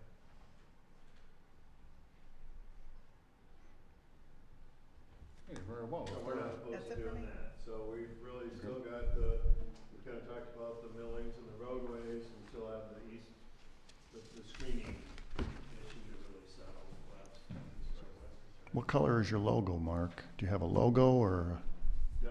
something that pops out at you? I just think, you know, as far as shooting it their color, my vote would be gray, but if it's whatever you want. I think a neutral color is all we're looking Yeah, a neutral color is something that, yeah, just like a gray or, How would that be determined? Because if the individual was coming in to get the permit, how would they know what color to paint? Because you wouldn't be doing the central depository, right? You wouldn't be regulating that all these containers have to be, it would be zoning administrator's job? I think by just the fact Writing the rules of the place. they're gonna have to be gray, I think that's gonna eliminate a lot of guys from wanting to just go buy one cheap on the internet or whatever, they get the old rusty one in there. No, well, you can have a shipping container, but it's gotta be this color. I think guys, that's gonna be a little bit of a roadblock for them, so they're gonna wanna rent it from us. So I think we would have a little bit more control. So you would be like a rental agency for the storage containers? We do that now. Okay, Well, all right, we that's definitely offer like a central, I'm calling it a central depository, but you would be We're the not putting person them all in the regulate. same place. So you would have 20 containers sitting there and saying, if you want one of these containers, they're, We put it in their yard, we Okay. set it up on blocks, so it's not rusting into the earth. We put a concrete curb, like a parking block in front of it, so they can build a ramp, so they can drive right into it with a lawnmower or whatever. That's how we set them up. Now, when they do their own, they don't, they just set it to the ground. is there a minimum size lot that you would put one of those on? Because some of your lots are pretty small. Yeah, they could have, we have people that just have a shipping container, that's all they have. They got a 20-foot spot with a 20-foot shipping container on it, and they drive up and put their stuff in there, whatever their stuff might be. Okay. So you would be ensuring that they were all uniform? We're not opposed to doing it. We don't wanna do that, but we would do that. If that's the deal that makes this thing go or not go, all right, we're taking shipping containers.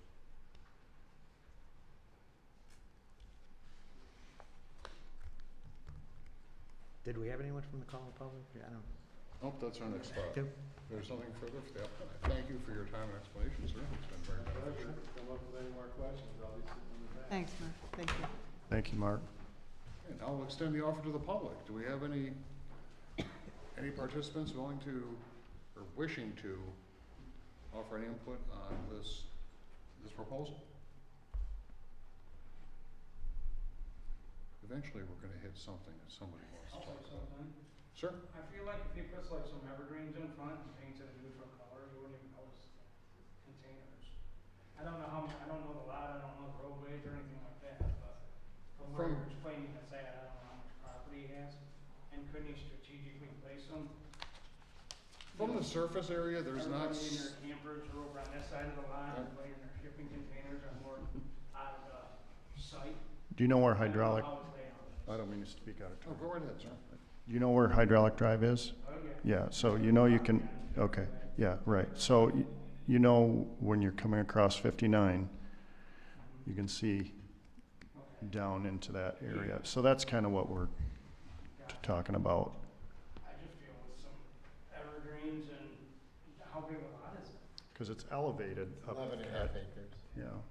Yeah, I mean, you go to the backside for back half of 11.5 acres, you're not gonna see too much back there with evergreens in front. I think it's pretty accurately screened from The ground. Everywhere except the. two of the four sites. There's a site that adjoins another similar business. We'll have a chain link fence. But for that M59, it's, what, 50 feet above it? Yeah, That's the problem. You can't You screen see that it from short above. of can't screen putting that. camouflage netting Yeah. over it. I mean, so all the trees you want, unless they're sequoias. Right. And those are really slow growing.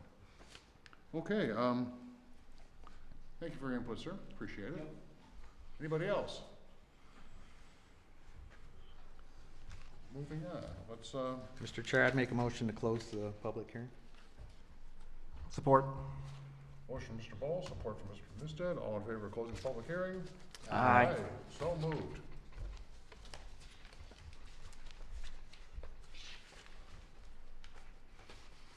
Do we want to run these together?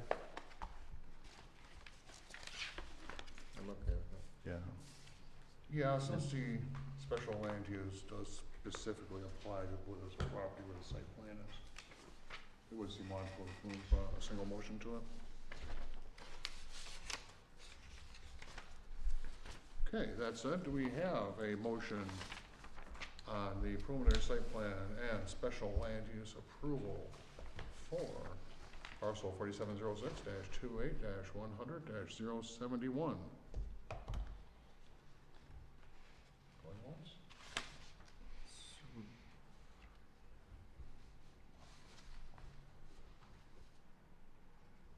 We would need, for this particular motion that we have here, we need to spell out that we are approving the asphalt millings for the hard surface paving requirements. And the parking requirements, we're okay with having no additional parking spaces.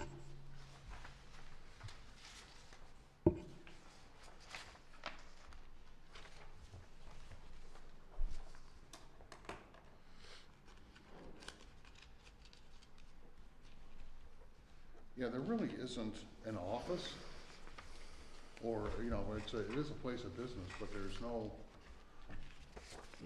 facilities or anything on the site, so parking is kind of what they sell.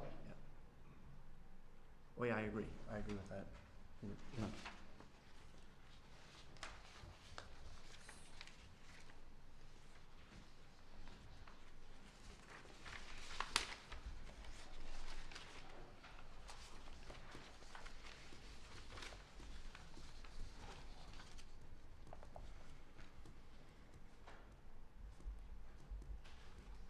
So I think we're looking at waiving the surface paving, provided we've got asphalt millings to the depth of 8 to 12 inches. Mhm. Yeah, waived.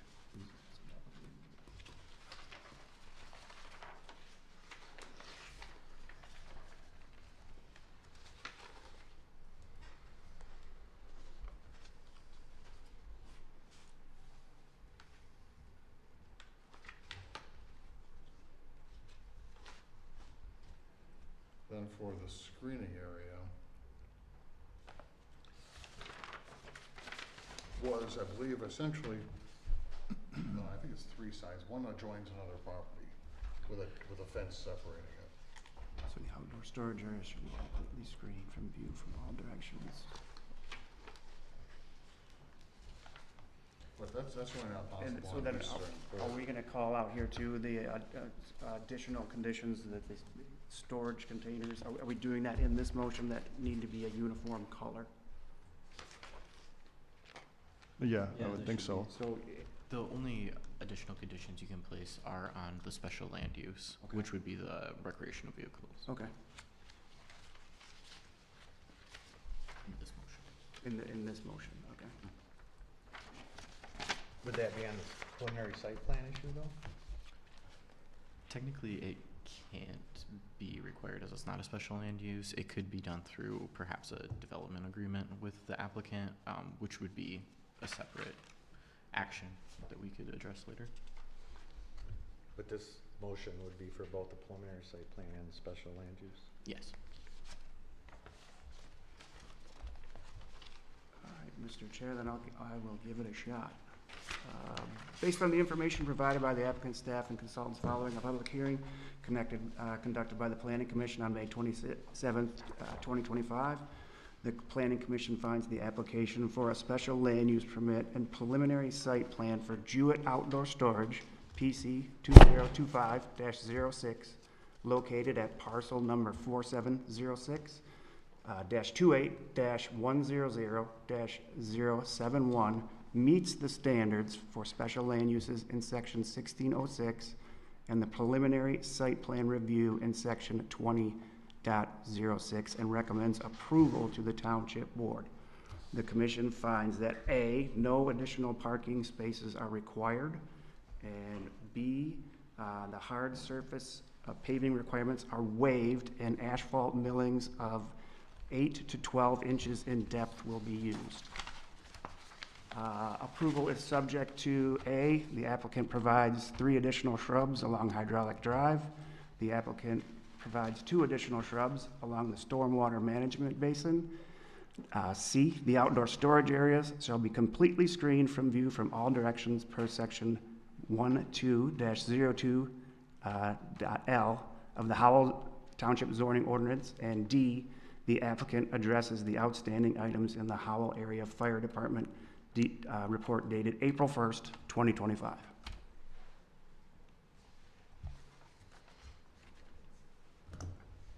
Very good. So before we support though, Grayson, come back and, going back to the painting of the containers, how do we do that? Because right now, we would be sending it forward, correct?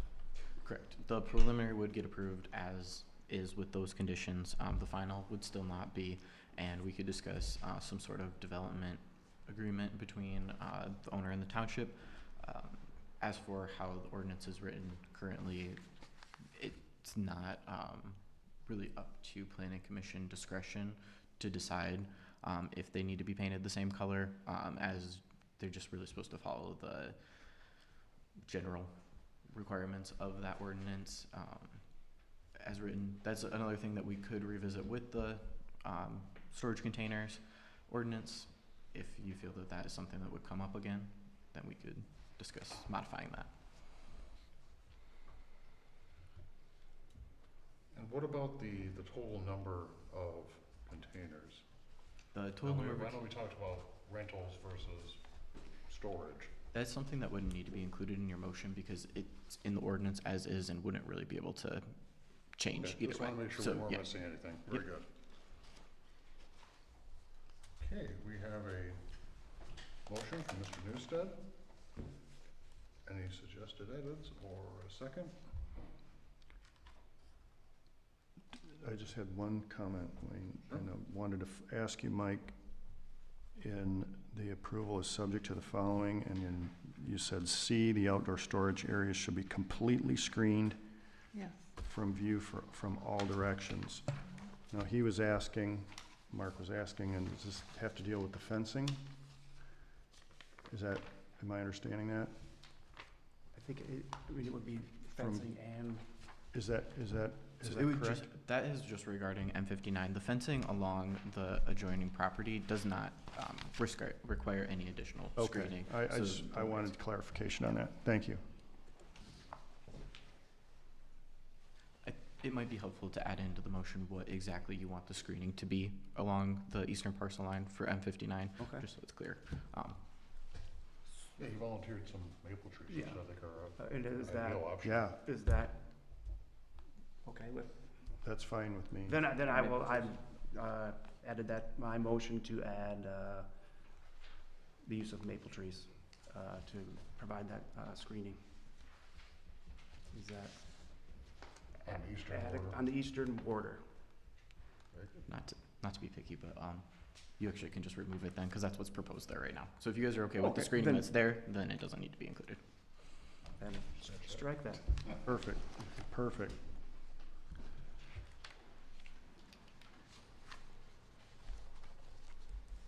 I'll support. Okay, we have a motion from Mr. Newstead, support from Mr. Francescos. All in favor? Mr. Chair, discussion? Mr. Ball? So I'm not gonna be voting in favor of this because it's all together. I don't have a problem with the special land use for the campers nor the parking. Although our ordinance does require that it be completely screened, in this case, we can't do that because of the M59 problem. Right. And if there were some more assurances from the applicant on how it would appear, but I don't think we have that yet, and we've already went through that with the storage containers. But I just wanted to explain why I was voting for no. Thank Understood. you.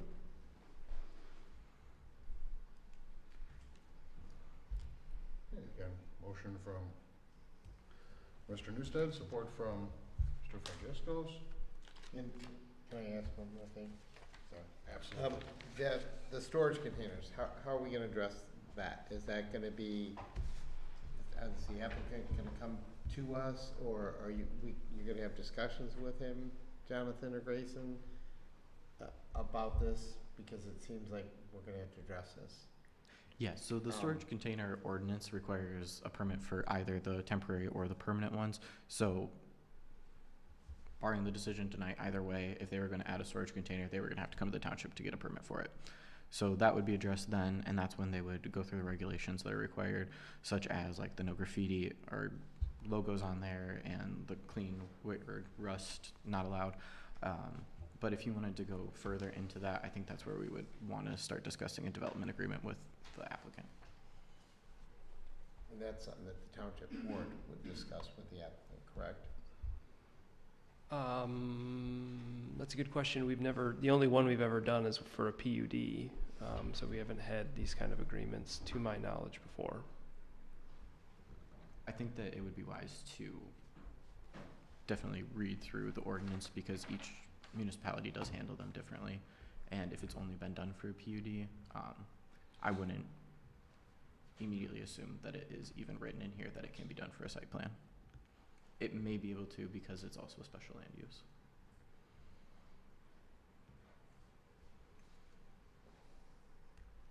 Yeah, I think maybe we'll be revisiting the storage container ordinance, because that was really steered mainly towards Residential, residential. property, residential property, not commercial. It also could be postponed if you guys wanted to revisit the storage container ordinance to add a provision to discuss specifically in industrial flex zones, industrial zones. I know that the one special provision in there currently was for agriculture. Right. Mm-hmm.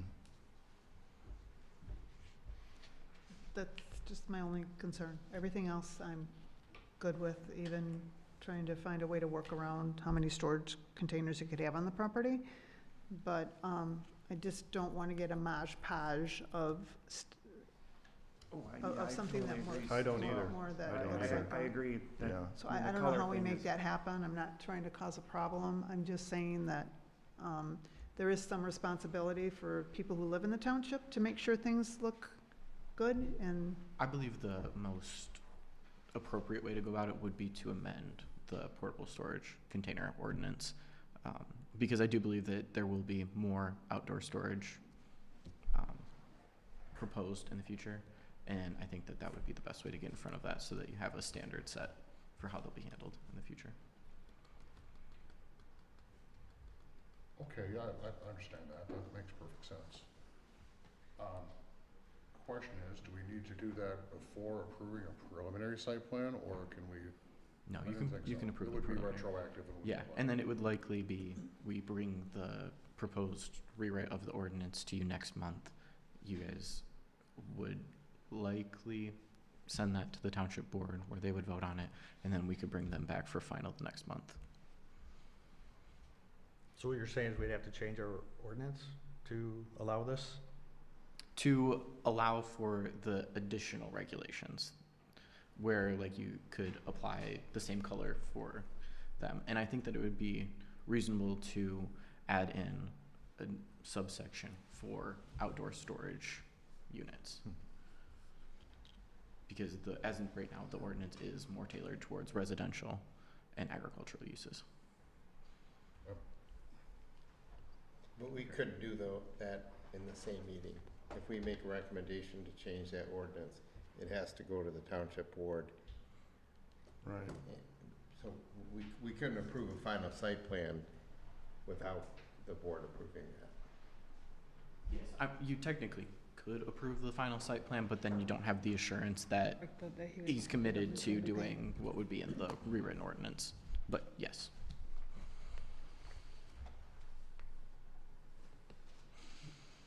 I was just gonna throw out, you could do it with the 18 3/4, and then if we want more, then we'll have to go through this other ordinance change.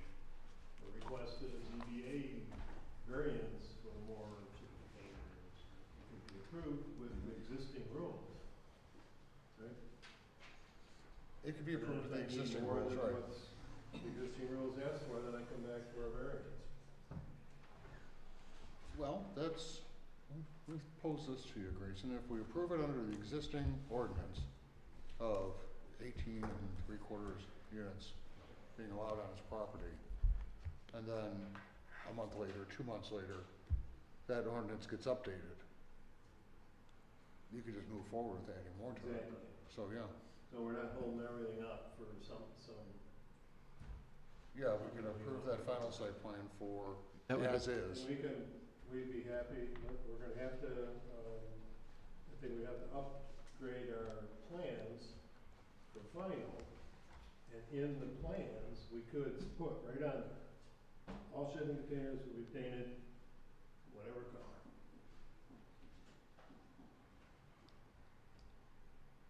Yeah, sure, absolutely. I mean, does that sound like a viable solution? That would be appropriate. I do believe that it would be worth going through the ordinance, though. That would be best practice. Otherwise, we're waiting months for that to happen and, Right, it's, Right. So we would approve the site plan at 18.75 shipping containers that Well, are it's battle actually shop. 3,000 square feet. 3,000 The 3,000 maximum- square what feet ordinance is- says, right. the maximum of. But you wouldn't need to include that in your motion. That's already in the ordinance. It's not right, part that's of in the the actual ordinance, application. so But proposed to the modify it. color, The color is what you would want him to add on to his Right. application. Yep. So, but couldn't we do this next month? I mean, yeah, I mean, but he would be under the 3,000 square feet if we did a final site plan without any other changes. Right, well, already it's 2 months away, right?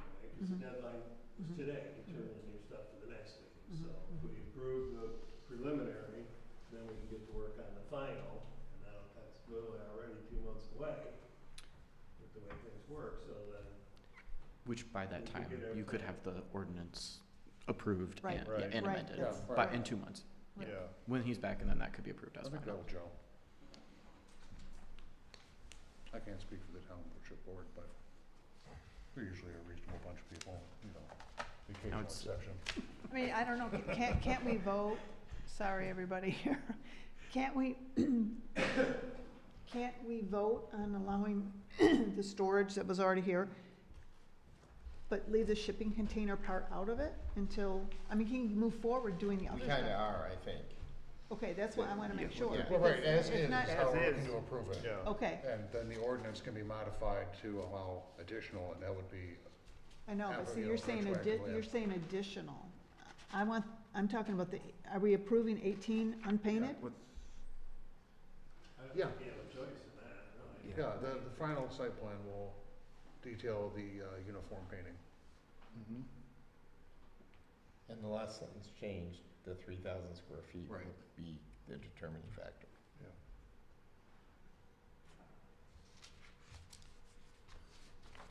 So, does I- your motion still? I think it's still standing. Got a motion, got a second? Is there? It's on the table, Yeah, we it's gotta on the vote- table. we gotta vote on either it. way, we We gotta. gotta vote on it, so. Yeah.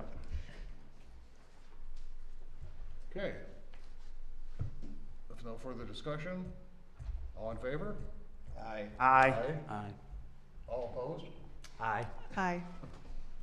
Okay, that's 1, 2, 3, 4, 5 yeas Five and to 2 two. nays. 5-2. Motion passes. Okay, thank you all. See you in a couple months. Appreciate it.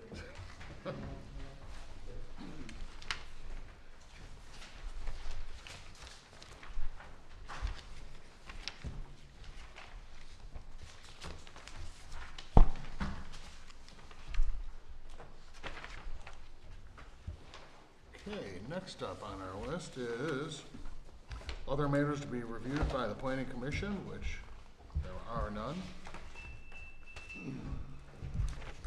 12A, old business. Item 1, Mitch Harris Building Company, PC 2025-02, parcel 4706-27-300-030, a preliminary site plan review.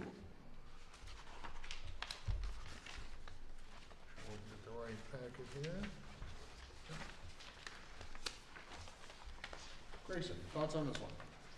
So our applicant's back with some additional information, and they've addressed some of the concerns noted during last month's planning commission meeting, such as the slight reduction in pavement along Edgebrook Drive, and that's to help mitigate stormwater runoff.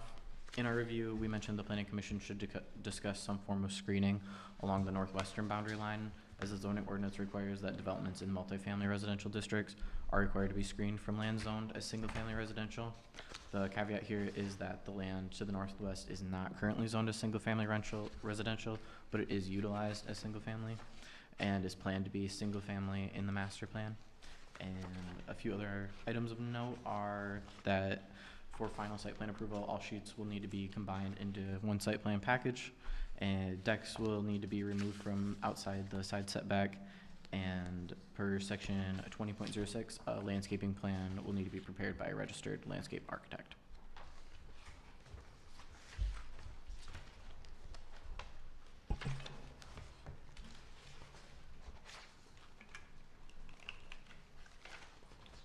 I see you have a note on,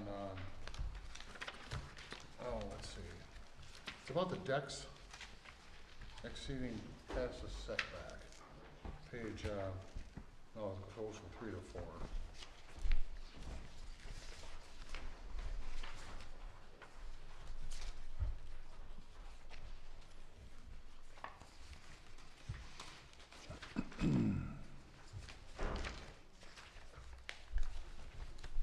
Yes, That's labeled outside the setback area. yeah, so on the sheet 1, the decks do appear to encroach the side setback here of the 30 feet required. They have their dashed line going through, and it does appear to cut into a few of those. Notice on the plans, it says that there are patios back there. I guess, Yes, is it and a that's the patio same. or is it a deck? So it doesn't Technically matter? speaking, it would be a patio because it's Okay. first floor.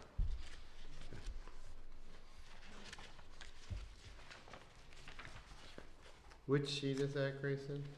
It should be sheet 1. It's not, But- it's part of the email. I was gonna say, it was submitted separately, so it Yeah. might not be in your packet. But if you wanna pass this, maybe I have it highlighted so you guys can look at it. Okay. Oh, yeah, right here. So what is the back of the building, right on the setback?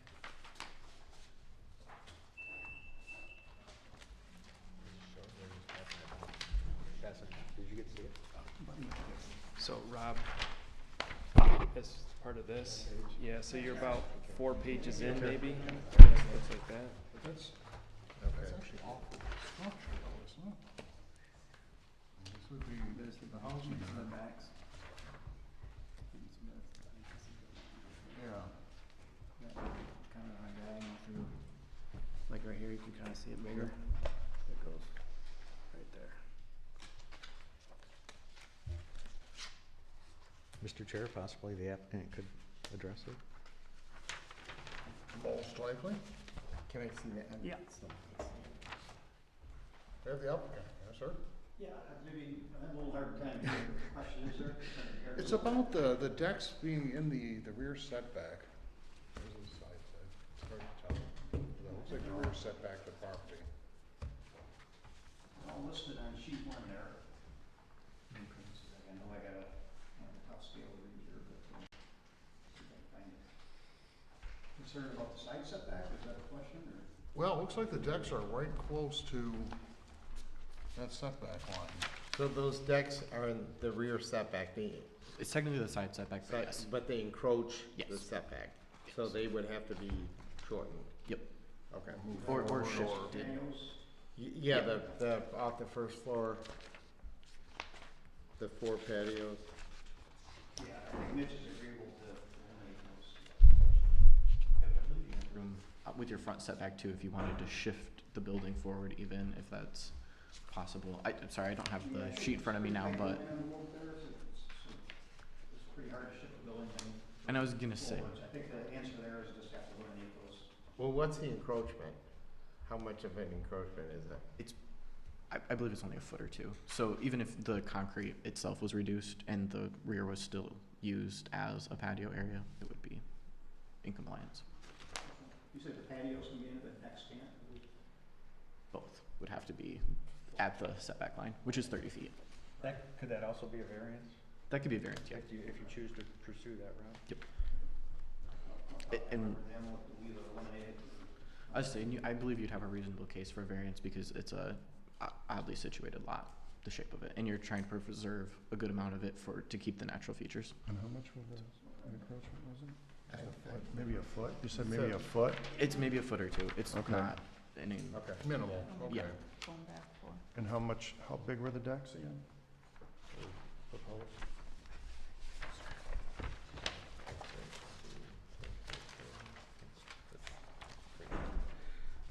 But they're asking, 10 by 12. 10 by, okay. so it said the driveway, what are you planning, is it are you gonna put a driveway, is it gonna be asphalt or It'll most likely be concrete. concrete? It's hard to see.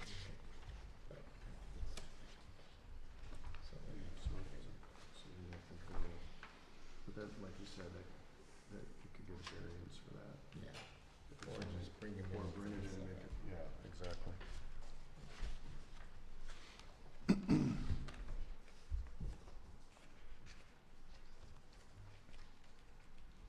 Mr. Chair, I had a question for the applicant.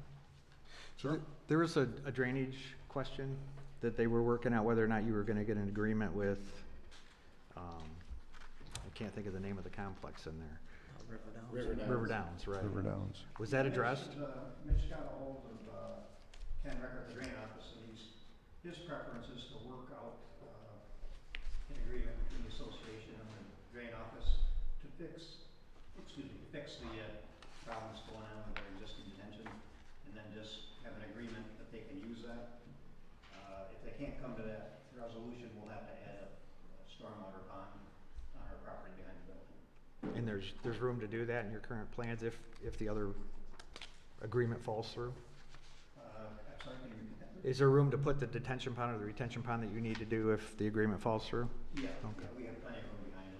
But it is being addressed, one way or the other, the drainage. Yeah, one way, and, I know Mitch has already spoke with Ken, but they've just been, both had busy schedules and not got the detailed work yet, so. But you understand, if an agreement isn't reached, on-site water storage is gonna have to be achieved. Correct, yeah, if we can't come up with an agreement, we'll Okay. design a pond that'll be, satisfactory to the drain office. I noticed on the drawings, is that a sidewalk that goes along the front, on the landscaping on the front, or is that a curb? I'm trying to, It's just a curb. it's just a curb? Is there any sidewalks along the, or Grand River area at all? No, I don't think so.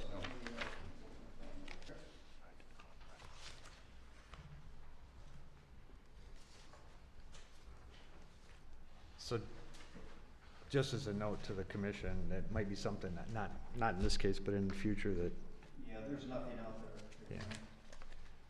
So now we're getting to the point where we're developing and we're trying to put sidewalks in after the fact. So maybe we don't necessarily need a sidewalk, but maybe we should be planning for easements for sidewalks in cases where development might, I could see people wanting to walk here down to VG's or McDonald's or something like that. And we're having that problem now on Highlander Way going the other way. And this is just a note to the commission, not so much to you, I'm sorry, but might be something we want to consider in the future. Now, we had discussed it years ago. I mean, we don't want to put concrete in and a sidewalk to nowhere, but Exactly. if That there was is an the issue, easement was- there, because I believe the easement is the issue that we're having, like along Oak Grove now, and the easements are the problem, not so much the structure, so. And like I said, I could see people wanting to leave this residential area to go to a commercial area, and Of course, yeah. so. Thank you.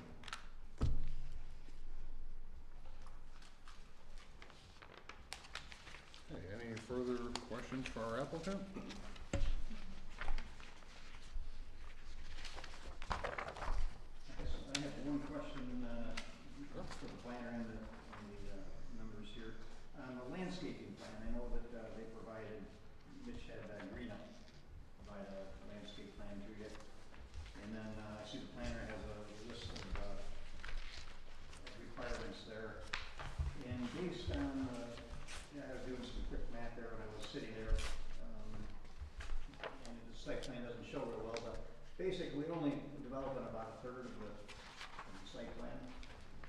And I know there's some tree requirements for the frontage along Grand River. And to me, it seems kind of appropriate that kind of the portion that we're developing is the frontage requirement, that plus the edge of the drive.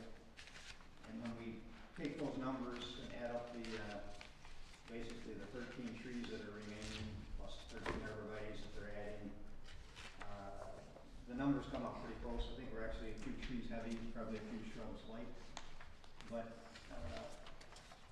when we're cleaning that part of that up, I just want a clarification. Does that seem reasonable to you if we basically, this is all being left natural?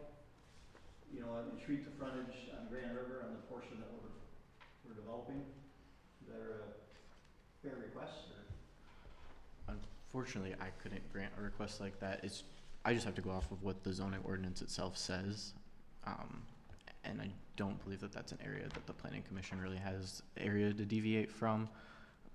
Perhaps you could discuss a way to adjust the landscaping a bit so that you're providing some along that northwestern area that's abutting the single family residential, which they might be able to work with a bit. And the only reason I Kind of ask compromise. is one of those situations where we're kind of generating a request for quite a few trees, and we have a pretty small area. So it's kind of like we're gonna end up overloading the area that we're working in, trying to meet this requirement. But, we can see if we can make something work there, but it might be a little bit of overkill. For my interpretation, I do believe that would be within the intent of the ordinance because of how much of the natural features he is leaving and really trying to preserve on this site.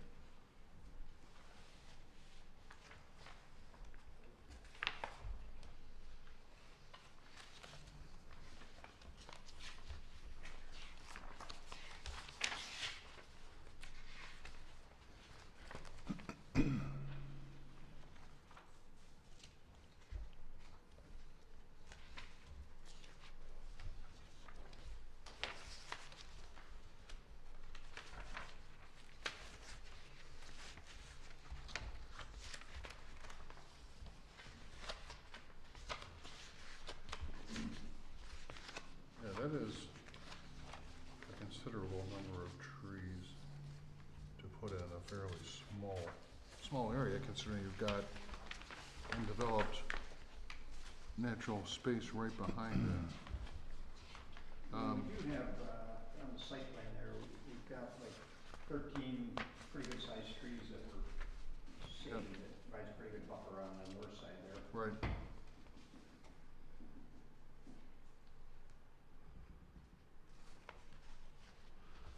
I think you would want something screening on the Grand River side, though. Yeah, I don't know if you saw the plan that Colby Harris sent over from Greenup. One deciduous or evergreen tree per 40 linear feet, is that what you're looking at There wasn't a, on Grand River? yeah, there was nothing from Green Up. All we have is the site plan. Here you go. This is, Right here. this is Grand River here. Oh, that Right there. They're proposing 13 arborvitae's along here to Yeah, that's provide that right, yeah. screening. Oh, And then that- some, those are the, I got you.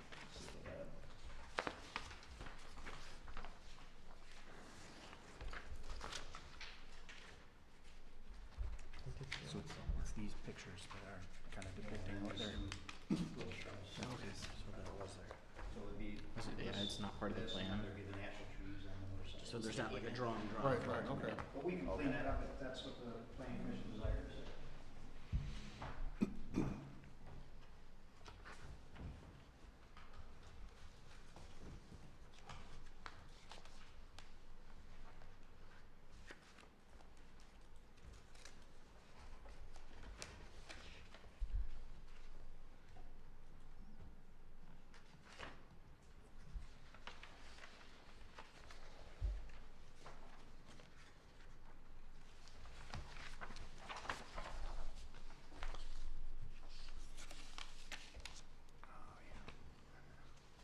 Okay, do we have any further questions for our applicant?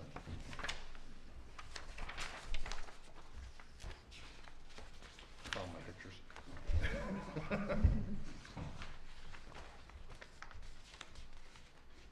There were no issues with the lighting, correct? Okay. I do not think so.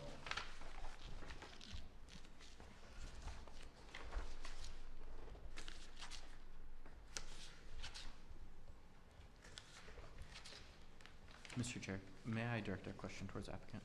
Of course you can, sir. Do By all you means. happen to know offhand what the frontage along Grand River is for the entire parcel? I don't know off the top of No, my head. okay. I got just a plain scale drawing there, it's hard to read. There should be the, on the site plan, there should be you don't have a full-size scale here, do you? No. Yeah, there's a dimension on there, I don't think I can probably read it.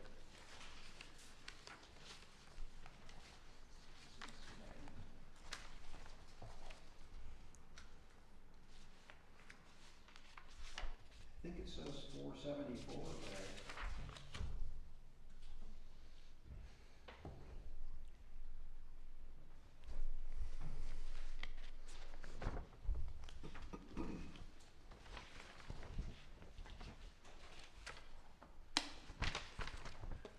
$455 is what I'm seeing, but.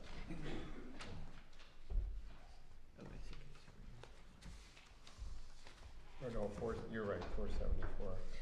So I think the question was because the way this lot is situated, he's only using the front one side of it, basically, right? Basically, you're only gonna put the houses, so you only wanna landscape the first half of the lot, leave the rest natural? Yeah, the rest Because- of it, about 2/3 of it just gets cut. Because it is sort of a, It's not, I wouldn't say a lot of it's real high quality. but it is vegetation, but natural it's a preservation scenic area, I believe. buffer that, Yeah. we don't wanna mess up, so. I don't have a problem with that, does anyone? No. The only issue I would have is maybe the screening with the single-family residential on the, I guess it would be the northeast side, maybe? Because Grand River kind of goes, and I didn't really see any, is that what you were addressing? You were talking about there's some natural trees in there, but, Yeah, if you look on the site plan, Natural trees back here. there's little dark spots there, are all existing trees there. And yeah, this drawing is. so that's the existing trees though, is what you want to leave there, because I think you can still see through some of those. I mean, it's natural scrub trees and whatnot.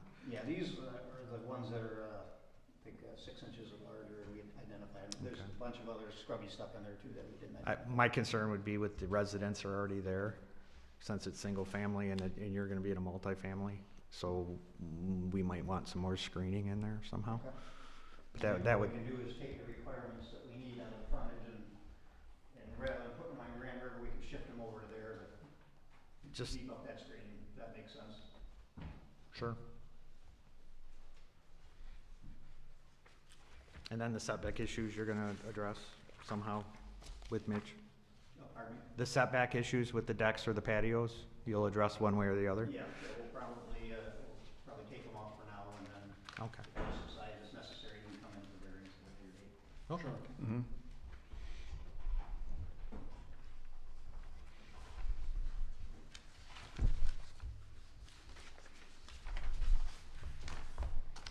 Do we have any further question or discussion? You okay? I'm good. Love the color. Okay, with no further questions or discussion, might we entertain a motion on a preliminary site plan review for Mitch Harris Building Corporation Company, PC 2025-02, parcel 4706-27-300-030. Support. I'll make a motion. Based on the information provided by the applicant, staff, and consultants, the Planning Commission finds the application for preliminary site plan approval for Mitch Harris Building Company, River Downs Development, PC 2025-02, located at parcel 4706-27-300-030, meets the standards for preliminary site plan in section 20.06.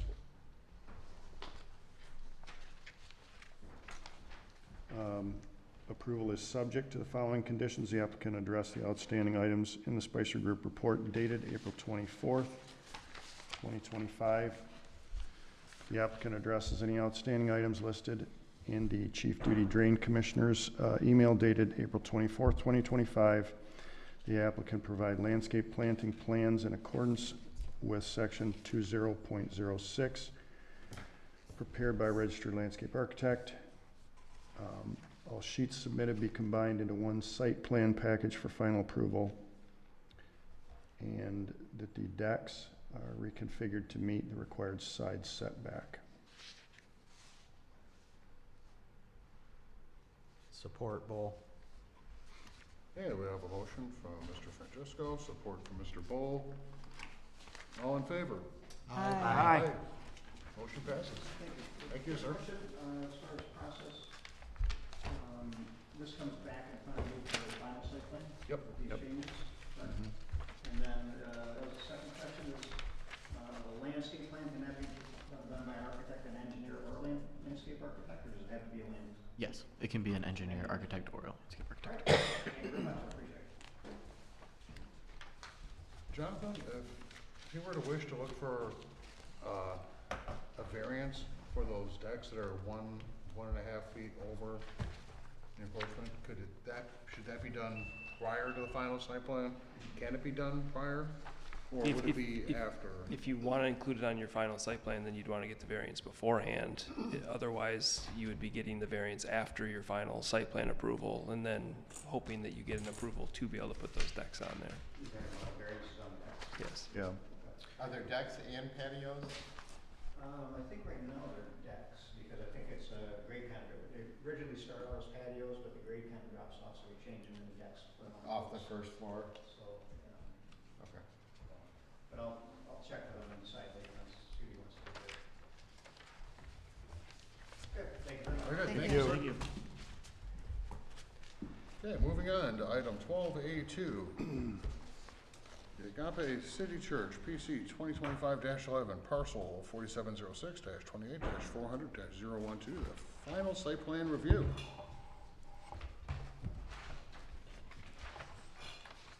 Jason, lead us off on this one. So this applicant is here for their final site plan review, and they currently have no outstanding items that need to be addressed for planning or zoning. But there's one thing I want to note. With their most recent submittal, the applicant provided a tree survey, and after review, we would highly recommend that they consider preserving the existing mature trees located east of the proposed building as a site feature. It's a really unique opportunity to incorporate existing natural features into the development without severely altering the current site plan. The provided tree survey depicts 17 good, 7 fair, and only 3 poor condition trees. And as the site already has ample parking proposed, we believe that shifting the building and half of the parking lot, approximately 40 feet to the west, would be feasible to allow for the existing trees and would help be in a protected parking lot island. That's not a requirement of the ordinance, just think it would be a good use of protecting natural features.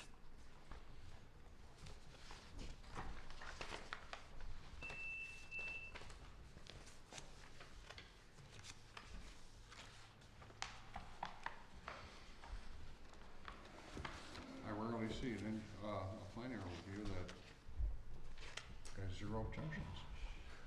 A suggestion to keep some of the mature trees, but that's a, We appreciate the suggestion. good job. But it was a lot of, full set, I didn't know a lot of thoughts on it, how it positions the building. And the parking at this point. So we talked about it today. Yeah. Tell me when to stop. Can you see okay, Sharon? Mhm. Thank you. Get this in my file. All right. And I'm gonna invite Lucas, our city here, stop here for trees. Yeah, I think there are other tree preservation plan, actually, at the very end. So I guess we were saying shift the whole thing, would it be west, keep them out of the curb line? Yeah, the reasons we wouldn't be able to do that is the way the site is sloped, pretty really from east to west. And so if we shifted everything to the west in order to keep the site balanced from an earthwork perspective, we'd have to lower the whole building finish floor down, just so that we could keep the dirt, reasonable as far as cut and fill, taking stuff off site. And if we did that, then our detention pond would be too low to make it to the existing storage drain outlet, configuration. So for that reason, we're proposing to we're protecting a lot of the mature trees kind of on the south side of the site, between Jonathan's Landing and the southeast, and keeping them there. But these mature trees, they run kind of through the middle of that eastern parking lot, which would make it, kind of tough for them to keep them, just the way we've got it laid out. I think my only other point that I would make, just for consideration, is that you guys are over quite a bit on required parking spaces and have future parking spaces dedicated at the north of the site. As I said, the Right, we're part by the ordinance, and the companies already, they have a handle on their actual congregation and what their parking needs are, so we do Right. support it. yeah, you guys are just about 50 over currently, Yeah. which is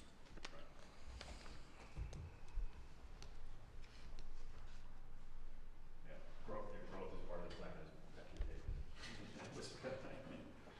So we are, planning parking around that growth. So did I also see a mention of a second building or something that might be planned in the future, or some space that's saved for it? There are potentially a storage building, so, but Is that- at this point, there's no current plan to do it. I'm sure we'll come back for approval if the need arises. Not in the current plan. Street reason. Somebody's taking the turn Yeah. a little too fast.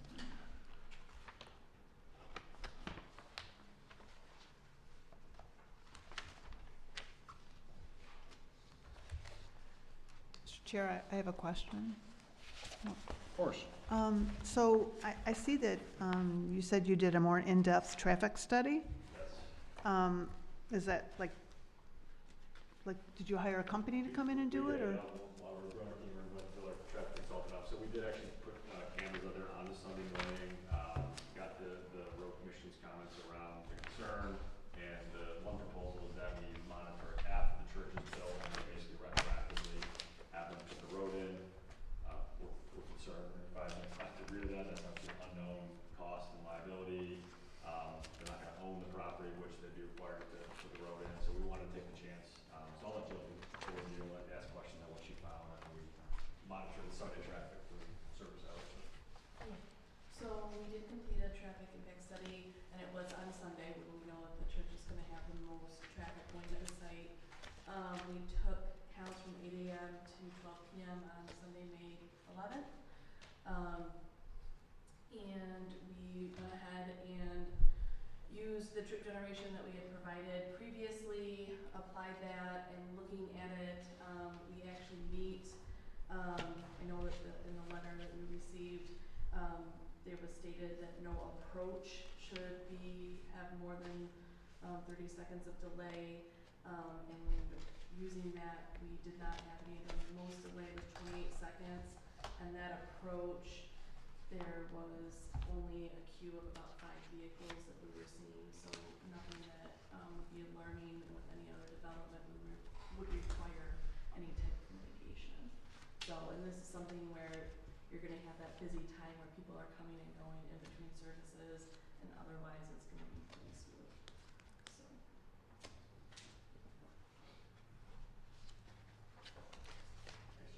Mr. Chair, I had a question. Could you explain the biggest, and obviously the biggest issue that we're dealing with now is the second driveway. Your objections to that? Well, twofold. One is we don't think the need is there, so that's why we're out there and examining to see. The concern is congestion on the Grand River isn't there. And obviously on Sunday mornings, there's some increased cars, but the findings, we feel don't point to a need. So if the need's not there, there's cost. There's real estate transactions that would have to happen for it to work. There's also a alternate drive to go out into Transwest Industrial Park. So picture if you're coming in Transwest, you take a right, you take your semi-truck at a wrong turn, and now you're in Agape's parking lot. Now you can call all the for free. You got the condos right there. So we think that this church has its own development to have that pass through between Durant and basically connecting a condo complex and the church to an industrial park. We're not thrilled about that for our church's use. So our view is the data supports having the one drive. If there's any additional development that happens on this site, obviously that will trigger additional access and more entry points, but the church has its own development. We just don't feel the data supports it, and we're concerned on the kind of overuse of passing to the church department, basically. I understand those concerns. Obviously, this is a pretty big project, and we're talking traffic generally on Sunday morning, and I appreciate that, where it's generally quiet. But we have to look at, possibly there's gonna be a Wednesday event. There's gonna be a Thursday event sometimes. I mean, we just don't know. We just don't know. Hopefully your church grows really well. And I think the preliminary set of plans showed the Durant Drive, right? Because the problem that, me personally, as I see coming out and trying to turn left on Grand River, is gonna be problematic. So I believe the preliminary plans did have a secondary access on Durant Drive, so you could actually get out on 59 and access 59 without going on Grand River at all, correct? So we never submitted at that time. We have a pre-application meeting, which we do with all our project, where we have, a 70% kind of thought, and we got feedback. And for us, in terms of project, we have, what's the need of the ordinance, what's the need for the traffic study say, what's the budget for the project, and we gotta weigh all those things to come up with Sure. a plan. So before we submit a formal plan, that's when we realized we don't think that the requirement's there. We're concerned about right now, the church has own property to access out to the lot where the lot split is, that's not the property. So we're going to require an additional real estate transaction, or require obviously significant financial burden. That's all the way out to Transwest. It's not just going to the church's property line. We have to go through the road commission's property, another few hundred feet to connect to the Transwest Park. So, I think we're open. Jill, we church hired Fishback to do the traffic study. I think, maybe there's a way to make it conditional on review of the traffic study, and have the right engineering team look at that, and at least make a data-driven conclusion on if it needs. Well, I think the engineer's report proposed some type of an agreement where, obviously we go with the one driveway, and then if something develops further, because you're splitting the property also. Correct. So we don't know what's gonna be developed on the other, is it 20 acres? Correct. It's 20 acres north of the town. So we don't know where their traffic is gonna be. And we have a good idea with a traffic study. But sometimes traffic studies are educated guesses. Certainly, I think on the remaining 20 acres abuts the drive to Transwest, and obviously abuts Grand River and Dufresne. So whatever happens on the remaining 20, we'll have 3 potential access points with Grand River, Durant, and Dufresne. Our view is that's where, that's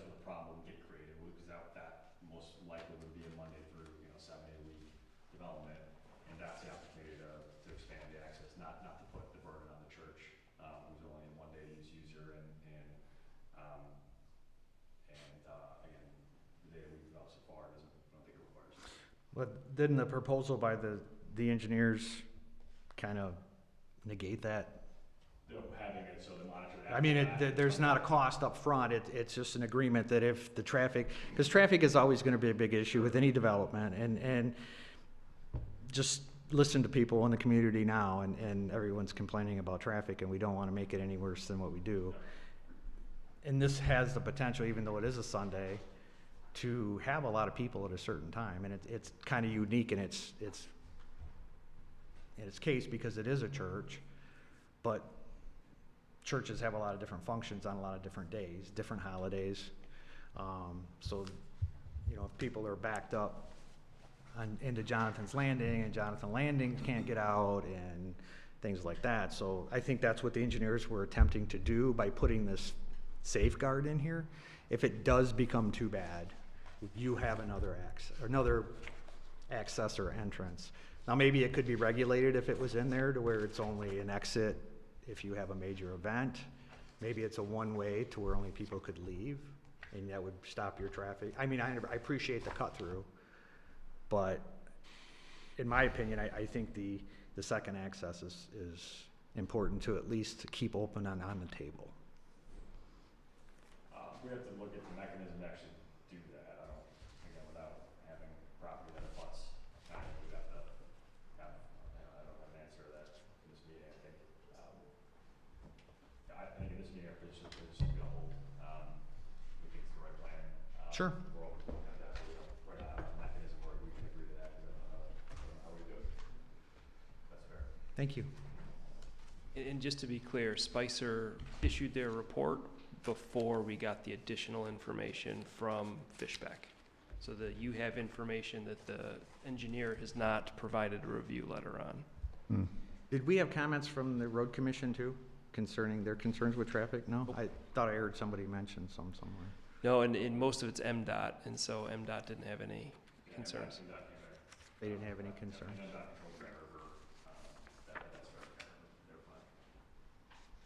Okay. So I think Jonathan pointed out, and the chance for special review to have Fishback's report would be important. Also, certainly a condition we're willing to have.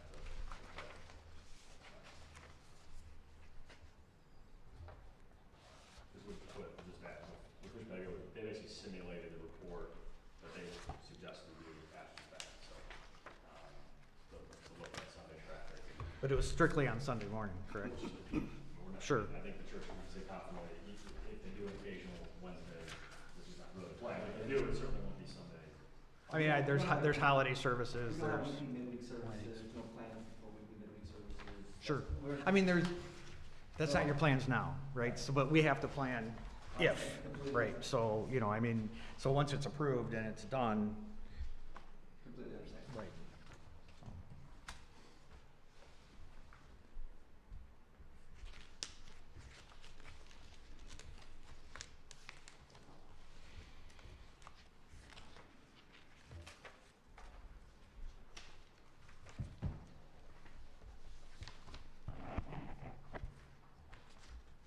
Hey, do we have any more questions from the applicant or comment on the plan?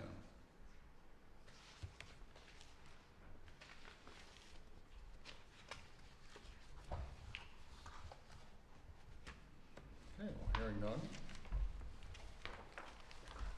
We have a motion for item 10C, PC 2025-06. I'm sorry, I'm reading the wrong line. 12A2, PC 2025-11, for the final site plan review.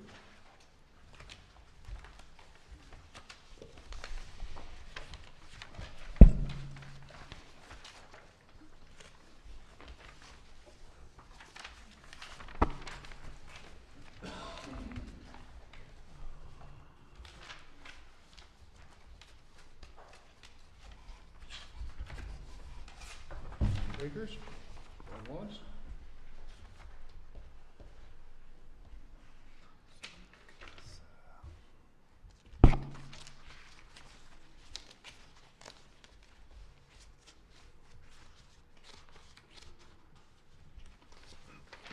there any considerations we had to consider on this? I think it looked like it passed Grayson's review with flying colors. Yeah, they're all set for us. Spicer didn't really have anything other than the typical, it has to meet Drain Commission and Fire Marshal reviews.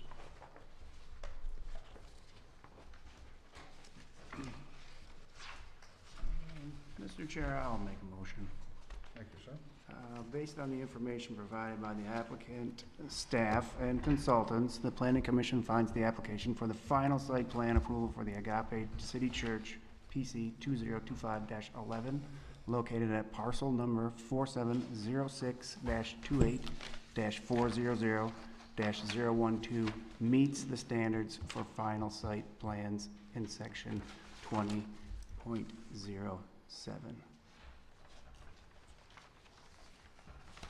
Motion by Mr. Newstead, Second. second by Ms. Lolio. All in favor? Aye. The ayes have it. Congratulations.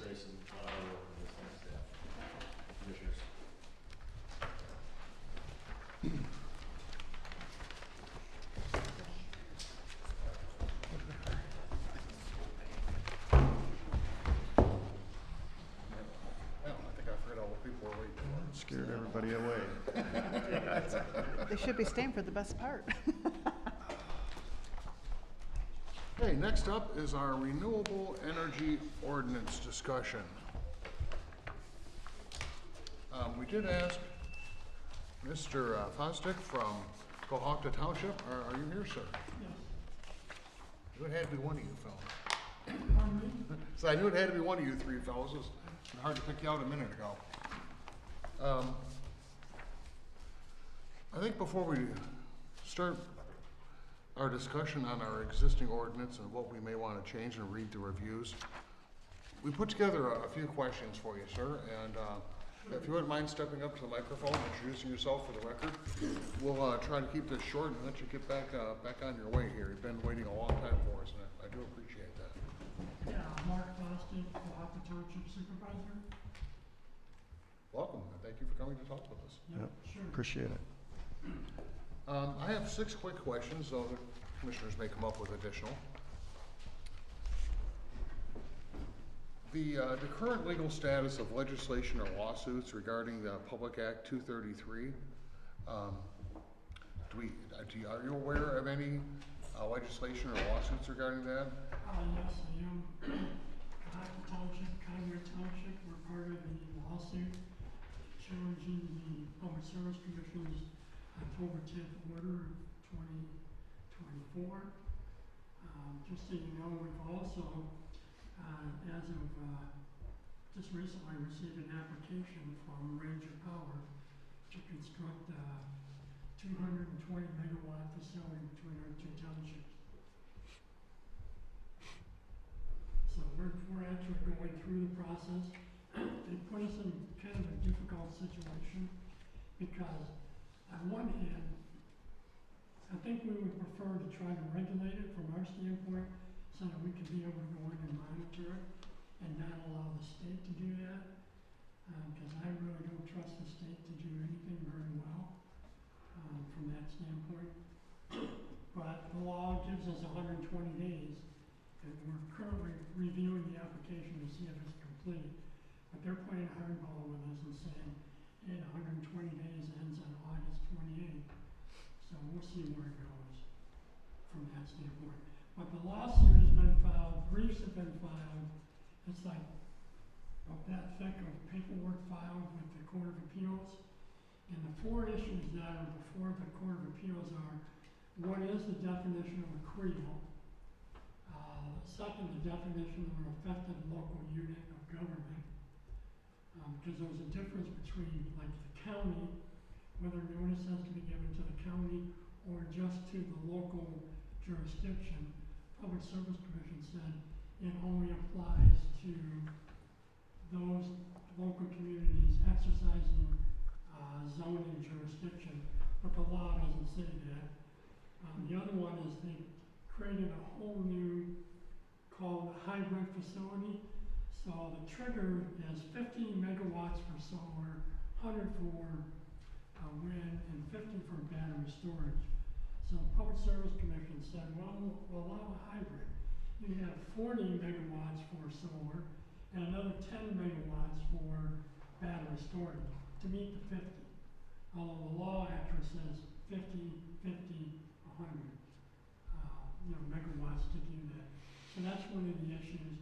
And then probably the one that'll impact all those that are not involved in the lawsuit or don't have a CREO is, should this have been issued as a rule and not an order? So if it's a rule, then they have to go back and they're gonna have, and a lot of the stuff that they're doing in their order really should have been enacted as a rule. Because they've modified it, and there's other issues even within PA 233 that are gonna probably be litigated, once it gets to the Public Service Commission level. So right now, there's no oral arguments being heard in June. Everyone's waiting to see if it's gonna be in July or August for oral arguments. And then after that, who knows how quickly the court will rule. I would imagine, depending on how the court rules, that it's gonna be appealed to the Michigan Supreme Court. Because if we win on the argument, then our overlay district probably will hold. And I'm sure they'll appeal to the Michigan Supreme Court. If we lose, we'll probably appeal to the Michigan Supreme Court. So it's kind of a process to go through. And there are 72 townships involved in the litigation, 7 counties. Wow. So that's a lot of townships to actually get together. It is. Just as a quick note, our township board, we joined in spirit with that lawsuit. We didn't actually contribute. So, we had a resolution of support. The 79 makes it a lot more affordable to do that. Sure. So it was, actually, when you stop and look at all the work that they've been doing on the briefs and stuff, a lot of that's been laid out for when it actually a case gets up to the Public Service Commission. So. Do you think it is advisable to craft an ordinance at this point? I think it's probably wise to do it, but you guys have to decide for your township what's going to be in your best interest. Because if you don't have a CREO now, then the only notice you'll get is a letter to meet with your chief elected official within 30 days. And after that meeting under the Act 233, the chief elected official has 30 days to say whether they have a CREO or not. And if they don't have a CREO, then they're going to be going through a whole bunch of process for public hearings, notice. People are going to be, being able to comment on that. So without the CREO, you have no say of what's happening. And I know 2 farm property owners that have been approached. One for like $2,500 an acre, the other one $3,000 to $5,000 an acre to participate.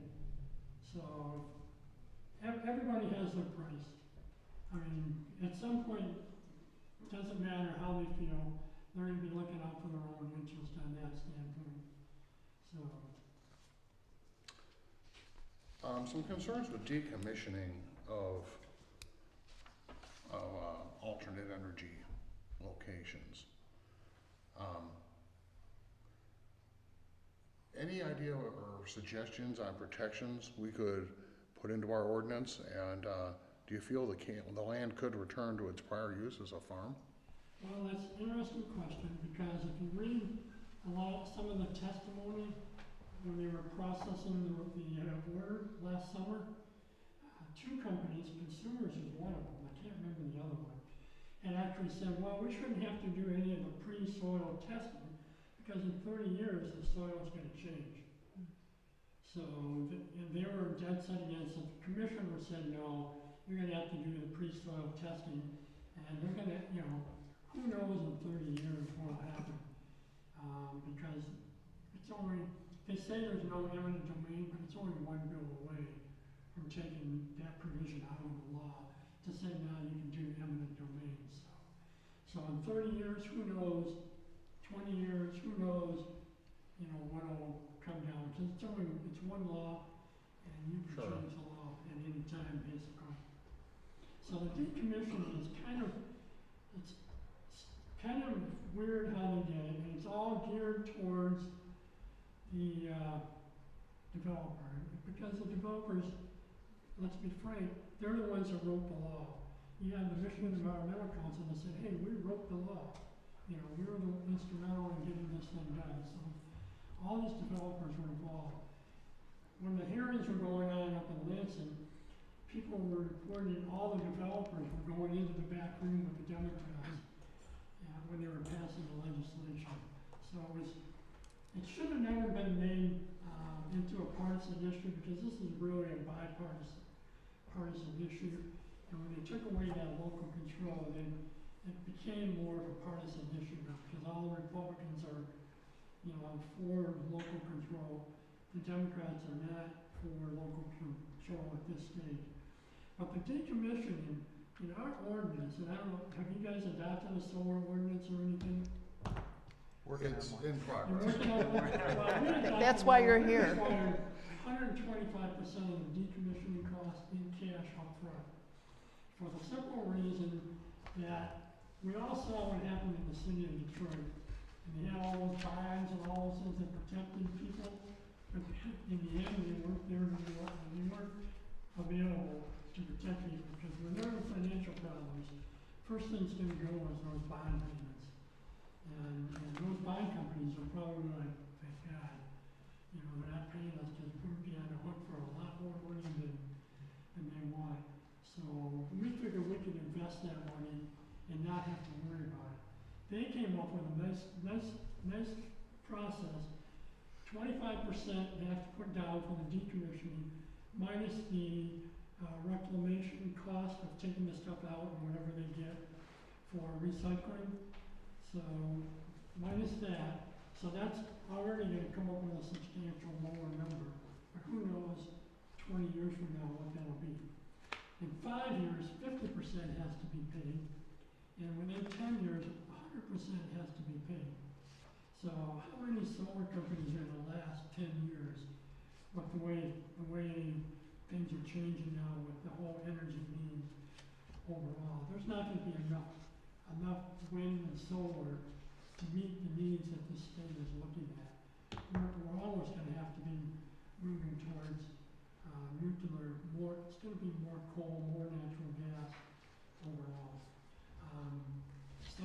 So when you look at it from that standpoint, 10 years, all you have to do is give you a letter of credit, a bond, or guarantee from the parent company.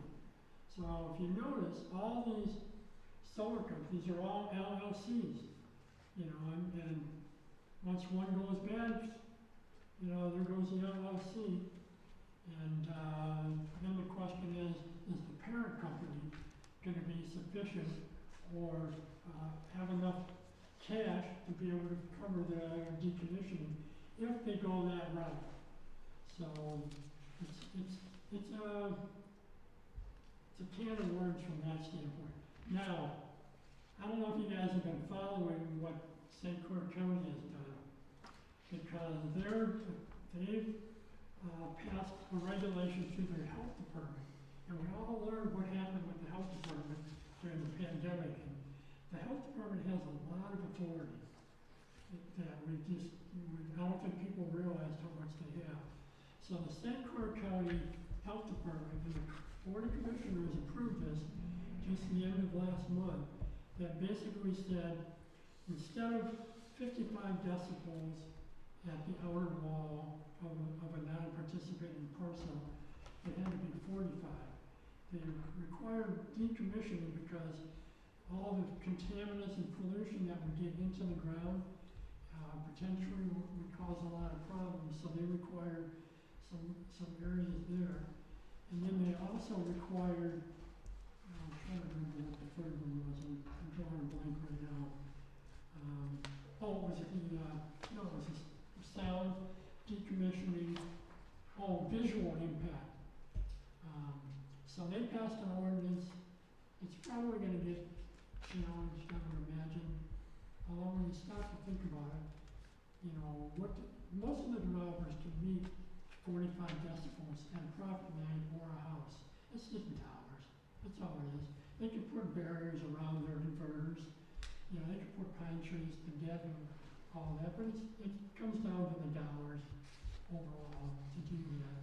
I mean, if you look at what's going on in Asco Township, DTE is they've got 900 acres, they want 900 more, and they're willing to go 45 decibels at their fence line. And the fence line under PA 233 is 50 foot off the non-participating property line or 50 feet off the road right away. The panels have to be 300 feet away. They're willing to go 45 decibels at the property line. And if you don't know, the fencing is going to be 7 foot tall.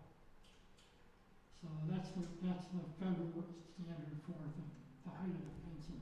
So for parcels that are not participating, and we've got several that are going to be 2 sides, 3, and 1 that's going to be on 4 sides. 50 feet off the property line is going to be a 7 foot tall fence. And we've offered to Ranger Power that if we lose a lawsuit, we'd be willing to work with them. They'd have to give us, something, maybe bigger setbacks than that. They said no, twice. They said PA 233 says we can do it, we're gonna do it. So I think they're playing hardball with us, so, I mean, that's to be challenged maybe at a later date.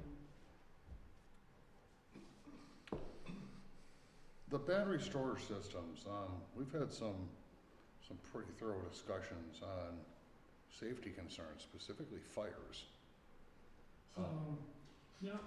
Originally they were proposing a 100 megawatt battery storage facility in our township. They've since removed it because I think they found out a couple of things. One, they're expensive to put in, especially 100 megawatt. You're probably talking, I don't know, 40 acres or more, just of open air. They're kind of like pods, when they're each self-contained. NFPA 855 regulates that. We've looked at requiring like 24/7 monitoring so that each cell that they have, if it starts to overheat, they can shut it down. But it's kind of murky a little bit. In California and New York, if you just Google that, you'll see there's been a ton of fires going on with these things. And they're really hard to put out from that standpoint. You almost have to let them burn out. And the fire department's going to be stuck there, probably at the perimeter, making sure it doesn't spread to the other nearby properties from that standpoint. So, and the thing that most communities don't realize at this point is, once they start building out the wind and the solar, they're going to need these battery storage facilities closer to the urban areas. Because right now, they're going to lose roughly 6 to 10% the longer they send the electricity from their lines. And I think that's part of why they're trying to harden the grid a little bit, and so that when they're shipping the stored electricity, they're not going to lose so much of that capacity. So you're going to see a lot more development in terms of the battery storage facilities. And there's not a lot you can really, do from that standpoint to kind of regulate it. It will all depend on the Public Service Commission and the administrative law judge when they get down to it. With regard to solar fields, what impact does it have on property values of adjoining and surrounding? Well, it's interesting that you say that, because if you listen to the developers, and they provide studies that say that. The reality is it's so new in Michigan that it's really hard to tell if the property values are going down. I would think those properties within a mile of it are probably gonna go down in value in the long run. Simply because people don't wanna live next to where they're gonna be, that's gonna be their main view, is the solar panels. And so, when you look at that, you're gonna see that there's studies going both ways on that, and it's really gonna be hard to tell, but I think overall, I think they're gonna go down. And the developers all say, well, you look at all this money they're gonna make, you know? First year of operation, Fowlerville Schools would make $2 million. You know, with our tax rate, you know, we're 0.7172, all the heavily gold bets, we're not gonna be rolling in dough like they seem to be saying from that standpoint. So it's everybody else that's gonna be benefiting from that. And the industry is trying to lobby against the industrial tax, you know, to remove that. I mean, that's one of my questions I have with Axe My Tax. You know, is it gonna get rid of that tax also? I'm not sure, but I think it's fair to say that property values are gonna go down. And if you actually look at it and you cost it out, I'm willing to bet that when you take how much more you're gonna get, but when you lose that revenue, you know, because the property values have gone down over the 25 or 30 years, that's probably gonna be a wash. It'll probably, you won't net have made anything. If anything, you probably will have lost something from that standpoint. No, that makes sense. Are you aware of any substantiated environmental concerns or studies? Yeah, there's a bunch of them. I can't really say right now. I know there are some, but I haven't had a chance to read them. I mean, they're supposed to have wildlife corridors, you know, stuff like, you know, protect endangered species, stuff like that. But because it's so new in Michigan, it's so hard to tell how it's gonna go, because in a sense, most of the communities now have decided that they want this type of development in their community. So they're allowing it, and they're not really, you know, challenging it. Whereas PA 233 is gonna stick it to a lot of communities that don't want it, because they've taken away the local control. And we put it in an overlay area that's gonna have minimal impact on surrounding properties. And they're putting it in an area that's gonna have a big impact. And DTE is coming south. So they're just waiting to see how the lawsuit turns out from that standpoint. So they're gonna have the same size, 1,800 acres, they're probably gonna have 1,800 acres. And both our townships are facing other companies looking for leases. Right. So they're all looking for it now, so it's just a matter of time before this all plays out. And I think it really does come down to what does your township think is best for your township overall. So, I mean, if you want to do a CREO, you want to adopt an ordinance, great. I mean, that's up to you. So if you don't, that's up to you also. But just realize you're going to probably get about 60-day notice before it happens, or they start the process. And if we had a CREO, how much time would we have? Well, they have 120 days at least. Okay. It all depends on how the lawsuit turns out as to whether they have applied. Because myself and Mike Brown and Conway, we've been acting in bad faith all along, according to Ranger.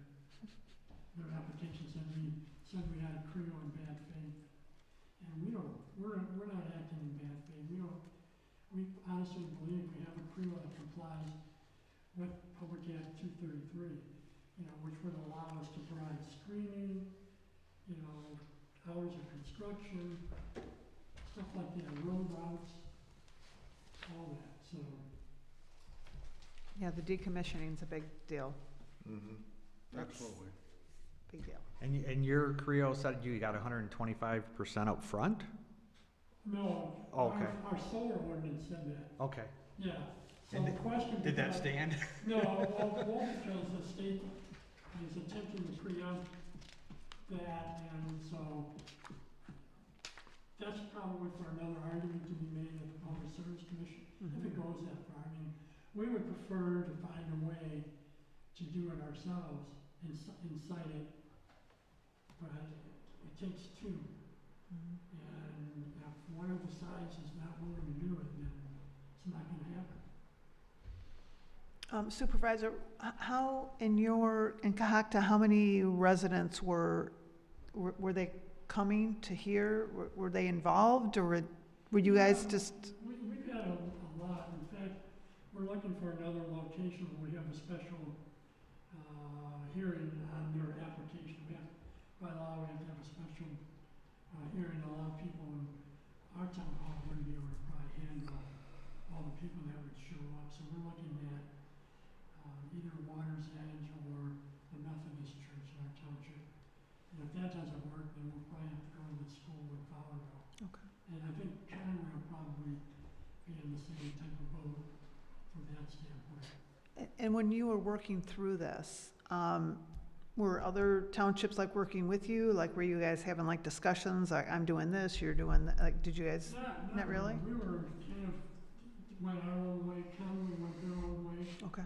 But when PA 233 was enacted, and we knew that Ranger Power and DTE were going to connect the two, and there was a provision in PA 233 that if one township doesn't have a Creo and the other does, then the one with the Creo, they can just bypass it and go to the Public Service Commission. Right. I think that could be challenging in court because they're tying us to a jurisdiction that we have no control over. And I think that could be ultimately ruled unconstitutional.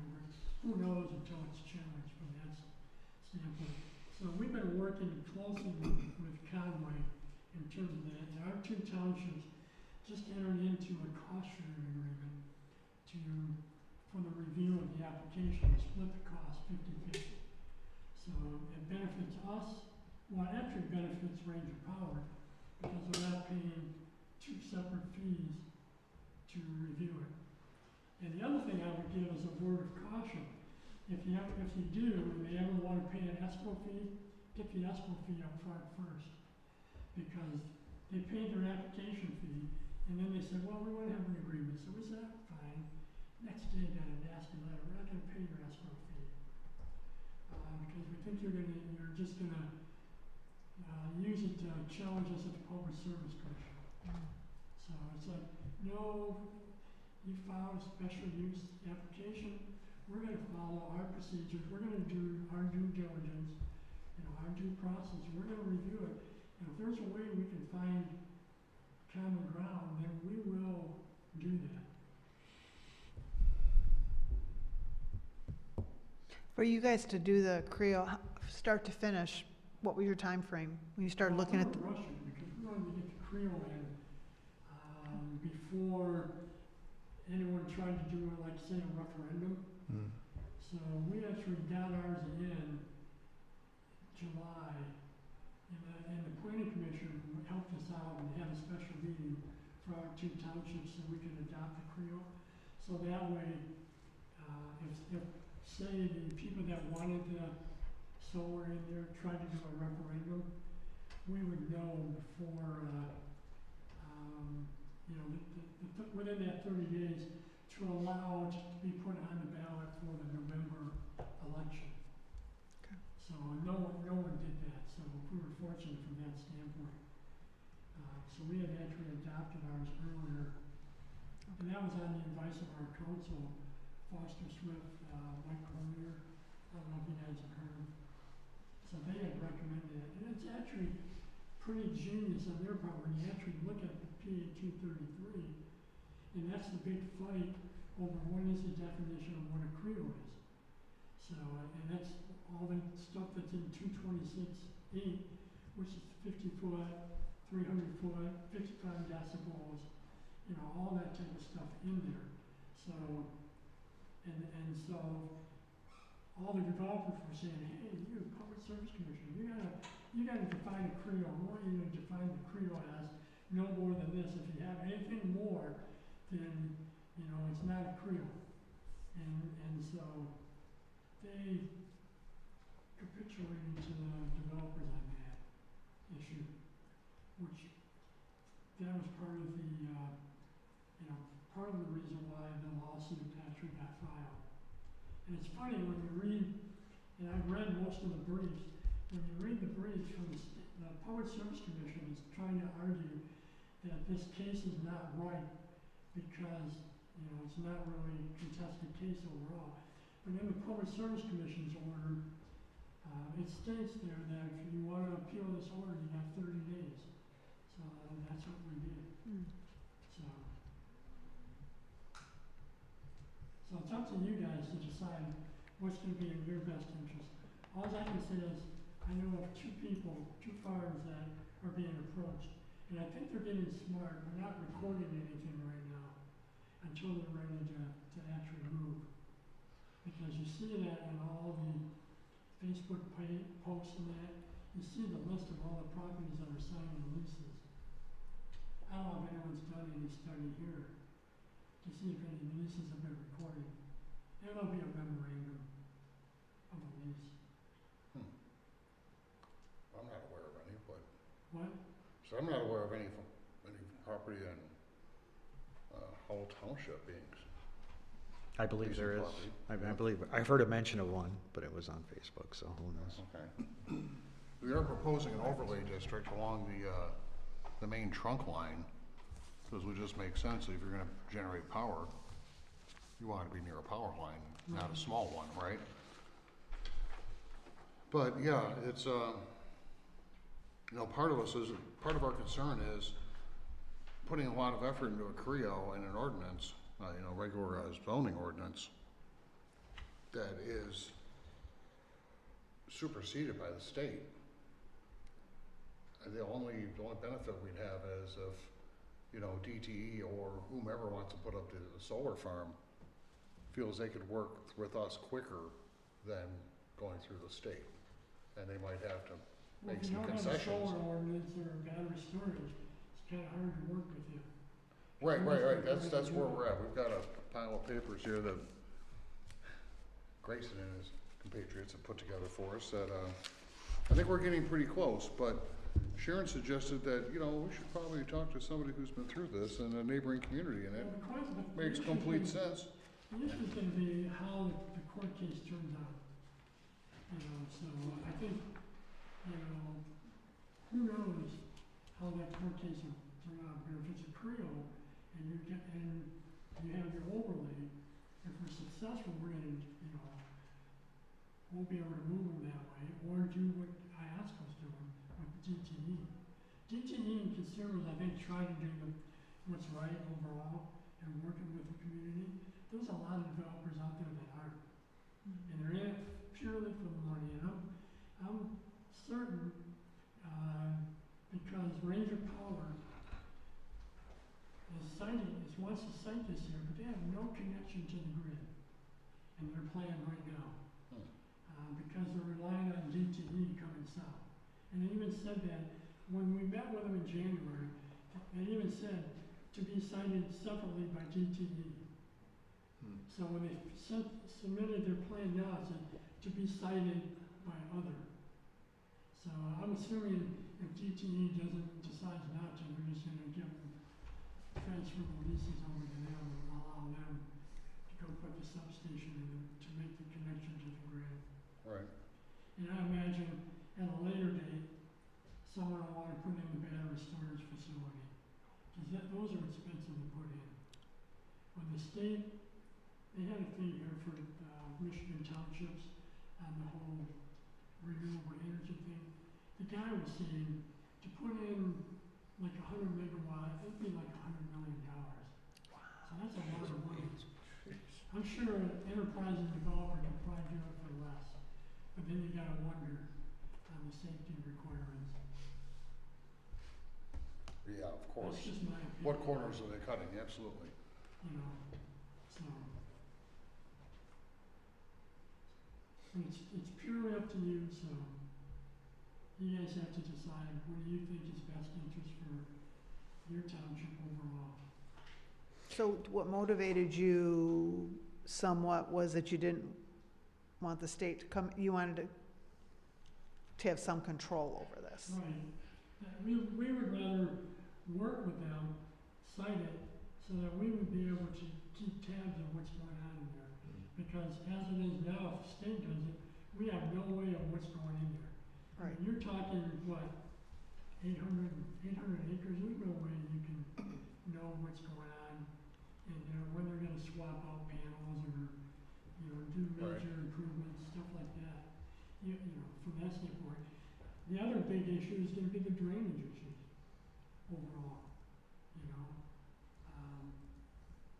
I think Atwell, who's doing all the environmental, is trying to work with Livingston County Drainage Commission. We're actually hiring a company to actually advise us on the application for the drainage. I mean, there's a big issue in our township where a bunch of panels are going, and 4 different drains all come together. So you mess up one of those drains, you're probably gonna mess up the other 3. And so I think part of that is why the reason for the battery storage went out. But I don't know, it's just speculation on my part overall. Plus the cost. I mean, if they're struggling to pay us our escrow fees so we can do our due diligence and review it, you gotta wonder about their financial capability overall. Because they go to the Public Service Commission, their cost would be up to $250,000. So it's $10,000 just for their application, and then you gotta pay all the escrows. Mark, how close to proximity to major transmission lines It's right there. so I mean, I don't know if you kind of saw our draft overlay district, it's, it's on the Handy Howell Township side where ITC has a line right there. Is there a big threat if some of this major electrical infrastructure is not present? I mean, are they, in your area where Ranger wants to put this, We got the big power lines going through, and then south we got smaller ones that kind of go east-west, that go, through Conway, all the way through into Ingham County and through that way. So they want to be at least within 1.5 miles of that, with their substation at least to connect. Okay, and do you think Ranger is doing this with the thoughts of selling it to DTE or to consumers? Kind of like in the oil and gas business, you got people that are just trying to get things going, and then their plan is to sell. From what I understand, has anyone here driven up 13 to go to Lennon to see what Ranger Power did up there? Where at? It's in Lennon off of 13, M13, west of Flint. If you just go up M13 off of north of 69 there, just, drive down M13, you'll see what they did. And when we toured that facility, we designed our ordinance not to do what happened there. They did it in 3 phases, and they didn't even have to put screening in until the 3rd phase. But if you get off the road and start driving around in there, you'll see that, and I went up there just about a month ago after we had all that rain. You'll see all the flooding and the standing water and everything there. So we designed our ordinance not to meet that, but I would encourage you just to drive up there and take a look at it from that standpoint. And did you say there's a house that is going to have fencing entirely around it? 50 feet off their property line? Right. Okay. So hopefully at some point some reasonable minds will get together and they'll say, hey, you need to push it back a little further, from that standpoint. But they're not, right now, they basically, twice I've offered them that, hey, if we lose, we're willing to work with you. But it's, you gotta give us something, a little bit bigger setbacks, let's protect those properties. So we're working right now with our health department, county health committee, to try to get a place what they're doing in St. Clair County to at least allow 45 decibels, you know, at the house. And I think they can beat it. It's just gonna cost them more money to do it. But, you know, the goodwill that they would create by doing that, would be tremendous. But by just saying, no, we're doing it because PA 233 says, and they wrote the law, so they know what they want. And most of the houses are gonna be 53, 55 decibels at the outer wall for 30 years. What is that in comparison? That decibel, is it? I'm trying to find a sound engineer that would be able to come in and tell you what 30 decibels would be at the, 55 decibels. I mean, it's hard to say. I think it's probably, we've all heard corn dryers in the fall going, but it's only for like a week, you know, it's just a limited time, and you usually hear it at night when the corn dryers are going. And that's pretty loud overall, but it's only for, you know, a short period of time. You gotta remember, this is 30 years, 25, 30 years out where it's gonna be going.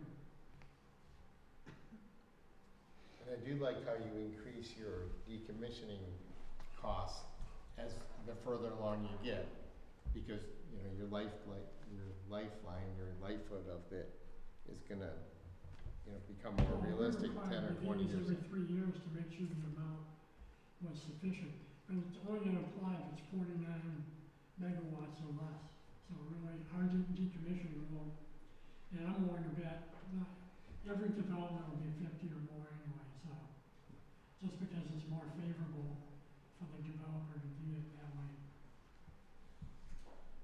And it's mind-boggling when you saw what happened in the city of Detroit with all those bonds and stuff. And everyone thought they were protected until the bonds weren't paid. Yeah. And a lot of people suffered because of it. So we didn't want that to happen. So Mark, I have a question. First, I want to thank you for taking the time to come and talk to us tonight. Going back to the CREO, so if we make a CREO and the developer doesn't like it, they just go to the state. Well, no, right now, Public Service Commission would have no jurisdiction if you say you have a CREO. So as long as you have a CREO, then they have to file the application with you. So they file the application, but they don't agree with the CREO? Then they go to the, They've already told us that. They said we don't have a CREO. so then they go to the state. They're not acting in bad faith, but they still file because if they tried to file immediately, I'm sure our attorney would have moved to dismiss it to say, hey, we have a CREO. Okay. So that gives us 120 days. So it's basically, it's the extra time you have with the CREO, because either way, they can go to Well, if the we state. deny it, and they're assuming right now we would deny it, but we're actually looking for ways that we could, you know, could approve it, so. And a lot of it will hinge on how that lawsuit turns out. But, because they could go to the public service, we turn it down, let's say we turn it down, this is if. I'm not saying we will or we wouldn't, but if we did, they go to the Public Service Commission, and lo and behold, a court case comes down.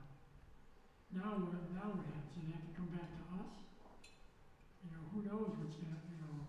Sure, and that's kind of we're waiting for where the court comes back to. I mean, do we do a CREO, or do we, you say the otherwise, they send a notice to the highest elected official in the township, and then Well, they have, decide that as the whole board.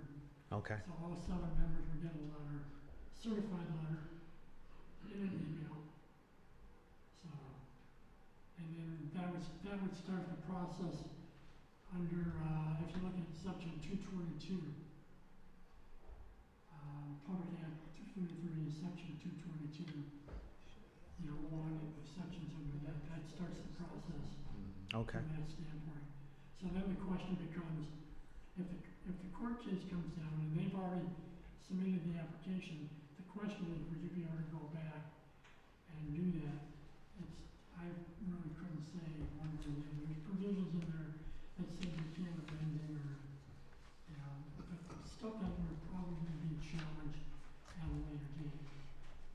Thank you. It's just a matter of trying to be either proactive or reactive when it comes. Thank you. Ranger, what's the difference between what we have here in front of us and a Creo? Ours expands a little bit off of what is allowed in PA 233, so it goes a little bit above and beyond. It still is, in a sense, it's compatible. Well, I guess it's workable but not compatible. So it's not. Another issue. Yeah. Workable. Yeah. There's no such thing as a PA 233 for workable. Right. You're at the mercy of the developer to work with you. Yes. And they're bound to come in and change it. But isn't that true if they don't like your Creo too, though, correct? Well, they still gotta file with you. locally. Sure, but if they file, and if they don't like it, they still go to the state, right? If you, yeah, if you turn it down, then they can file. Sure. But then it's through a contested case process, so there'll be administrative law judge, you have your argument, you have a chance to make the argument with them. How the Public Service Commission will rule. I wouldn't hold my breath. It's three, like the chairperson is a former range energy executive. So I'm thinking how the Public Service Commission rules, you probably won't get a fair shake to the Court of Appeals. You challenge their order. That's just my opinion overall. Because they're going forward. I mean, the state's got their policy and their mandates that they wanna make, and it could all change in 2027. So who knows, how this all turn out. Grayson, should we take a look at what, Well, what's your setback Could they- requirements? So that is pretty close to in line with what the act calls for. They're a little bit. 50 foot off the Yeah. line right away? Yes. And we require 250. And Yeah. the area that we cited, there wasn't gonna be a home within 500 feet. But, that's, who knows now where that's at. What's your decibel level 55 at where? at the structure, I think. At the outer wall of the Yeah. structure? We did recently, in this revision, we did up the guarantee to 125% as well. So Yeah, I did see that. Yeah, Yeah, it's probably not gonna be enforceable. yeah. That was, they did speak about that at the Spring Institute that MAP held. Eagle talked about the renewable energy, and that was one of their recommendations. 125? Yeah. Yeah, but like you said, it's kind of, we'll see how it goes in court. Depends on the developer. Yeah. I would imagine if it's the GTE or consumers, they probably won't go along with it. Yeah. I mean, they just got, what, they get 15 billion? Yeah, right. I mean, I don't think that's gonna be an issue for them. I mean, like 20 million, 30 million, Yeah. that's not, I don't see that as an issue with that way. Unless for some reason it gets clawed back. Right. So, and I think it's 15 billion, or is it more? I'm not sure.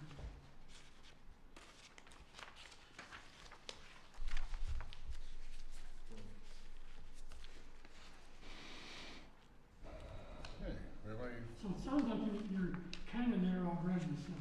we're getting close. We're getting You know, I close. think we're real close. Hopefully it's not an exercise in futility. Well, there's a lot of stuff we're doing, like exercising. You know, I'd rather err on the side of caution regardless. Yep. You know, better to have it and, not have it, I guess. Yeah. Are they gonna swoop? Court cases that turn out. Well, no, they could swoop down and say, well, you don't have anything, let the state pop it down in Howell Township as compared to trying to fight them who have something. That's, No, absolutely. that's my They're concern. coming no matter what. The state's got the mandate, they gotta find this. They need tons of electricity to just Yeah. run, just say the AI stuff that they wanna do. Mhm. They're gonna, solar and wind were not providing enough. They just were not providing enough to run the AI. Even batteries, with the battery storage, it's just not gonna be enough. At some point, they're gonna need more natural gas and more coal. And they're gonna probably need, I think, the miniature mini nuclear plants. But right now, the cost is probably making it prohibitive, but we're not gonna be able to meet those needs that they want us to meet. And I think Michigan is number 8 highest electrical costs in the country. So, The number 8 what? there's 42 states that have lower energy costs than we do. Well, it's probably because of the automotive industry, they need this stuff. And they're gonna need it for AI, because the governor wants to push for all these AI data centers. I mean, that's one thing that we're kind of also around a little bit is, do we want to allow data centers in our township? Because that would be a huge drain. I mean, I've already seen it around Detroit, with wanting to put these data centers in. And they're having to improve the electrical grid to do that. Oh yeah, they definitely take a ton of power, not just for the hardware, but for cooling Right. and battery backups.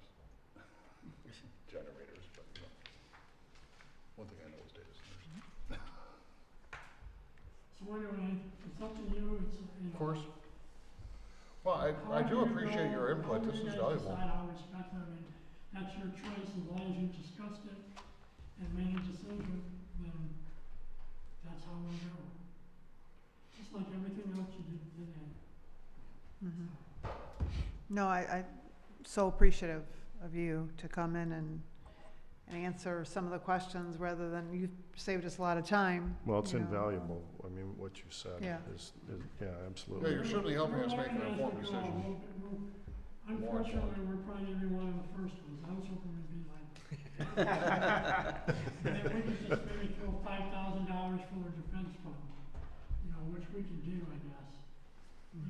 Townships can make, donations or whatever, if you have a similar issue within your township. Am I gonna see a Cahockta GoFundMe? Is that what you're telling me? We'll leave that up to our legal counsel and how that works. Okay. That would be kind of Y'all good? Yes, absolutely, thank you, sir. Thank you very much. Really, Mark, thank you thanks so for coming much, to talk Mark. with us. Thank you. That was great. Appreciate it. Okay. So in light of input from Yes, there is. our neighbor in Cohocton,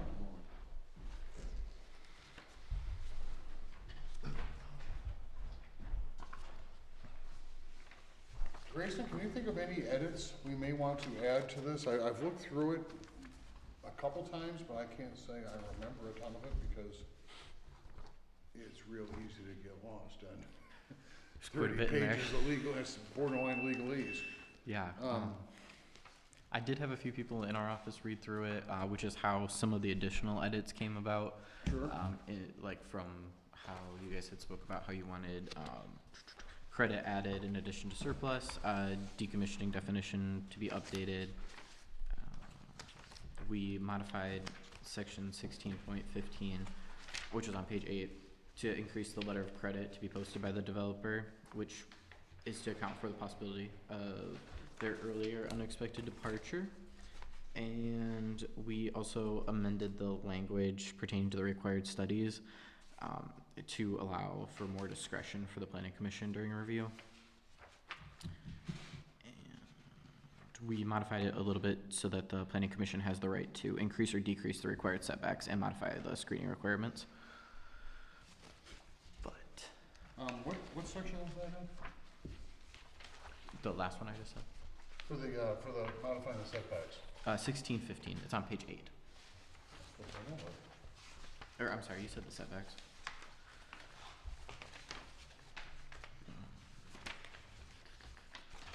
Oh, yeah, that's the letter of security. Yeah, sorry. Page 5. Yeah.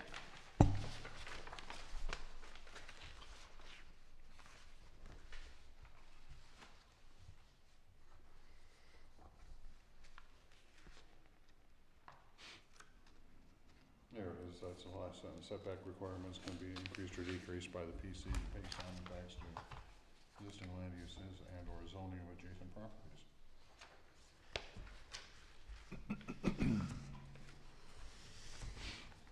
Jonathan, do we don't have anything now, do we? Or I thought you might have said we do have something. We do, it's pretty old, so. Okay, so yeah. this would be replacing it.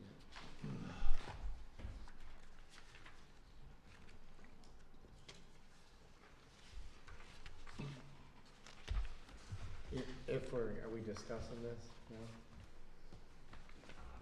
I honestly, I'm not sure. I think maybe we want to postpone this till next month, because it's 9:45. I don't know how clearly I can focus on this. I would definitely recommend that, especially with what Marcus said, Yeah, and we can take that information. I wanna and- mull and- over that a little bit. The red line version, I appreciate that, but that just got showed up tonight, so it makes it a Can I whole lot just make easier to. one comment? Sure. While we're all still asleep. I noticed a little, and this is on accessory on page 15, a little something that was confusing. It, on What in page? I'm sorry. page 15, 15, thank you. the intent, the last sentence says, any accessory solar system shall be designed and sized to provide for the energy needs of the principal use. And then if you look on page 16, it also gives like a definition of what the accessory solar can be no more than 50% of the square foot of the primary building. So it looks like we have a definition of sizing it, which is different. So I'm reading this as you have a house and you want to put solar on it. You can only put enough solar to supply your house, but then there's also, you can't use more than 50% of the square footage of the primary building of the property for that. Do you guys see that kind of, or? Yeah. I just, it's Yeah. defining how big of a solar system you can have in your house, and it's saying you can't supply more than the power that you need, and then it also gives a size of the structure, on the square footage. I don't know if that needs, that was an inconsistency that I saw.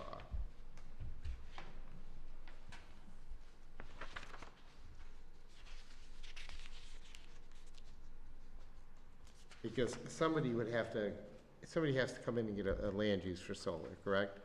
Yep. So you could look at what they're proposing, and one, I don't know how you would design a system for the house. How much electricity do you know that they use? We wouldn't have any way to calculate that. So, I don't know. Maybe it's fine the way it is. I think the one you really probably want to be concerned about is the 50% of the square footage of primary building.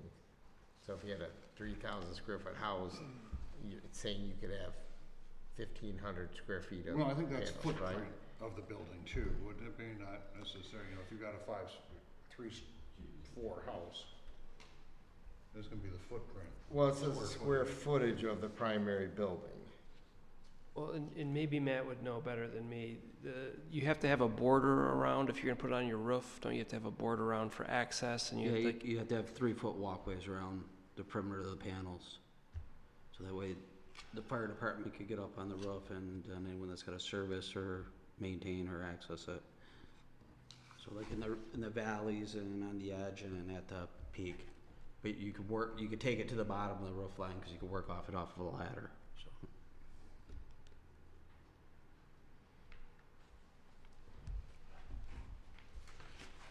Okay. Now, may we have a motion to postpone action so we can digest what we learned, review, and come back and attack? Mr. Chair, I'd make a motion to postpone until our next meeting, the renewable energy ordinance discussion. Support? Motion by Mr. Bowles, support from Mr. Newstead. All in favor? Aye. Aye, motion passes. Okay, our next item is for our end of meeting call to the public. Same rules apply? There. You have to say something too. You've been here for 2.5 hours, 3.5. Okay. Forgot what I was gonna talk about. Not really. During this excruciatingly long meeting, I've made this presentation entitled The Solar Experience. Solar Experience, which I am going through as we speak. My wife and I own 8 farms, 3 in Howell Township, 4 in Ox Township, 1 in Osceola Township. I have on my desk at home no less than 6 letters of introduction from 6 different solar developers. Okay? And they must all work through the same law firm because they're almost Xerox copies of each other. And they generically say, you own property in Livingston County and we're interested in, give us a call. What peeves me is they don't identify the property that they're interested in. Okay, so anyway, so I call these 6. 4 of them I never hear from again.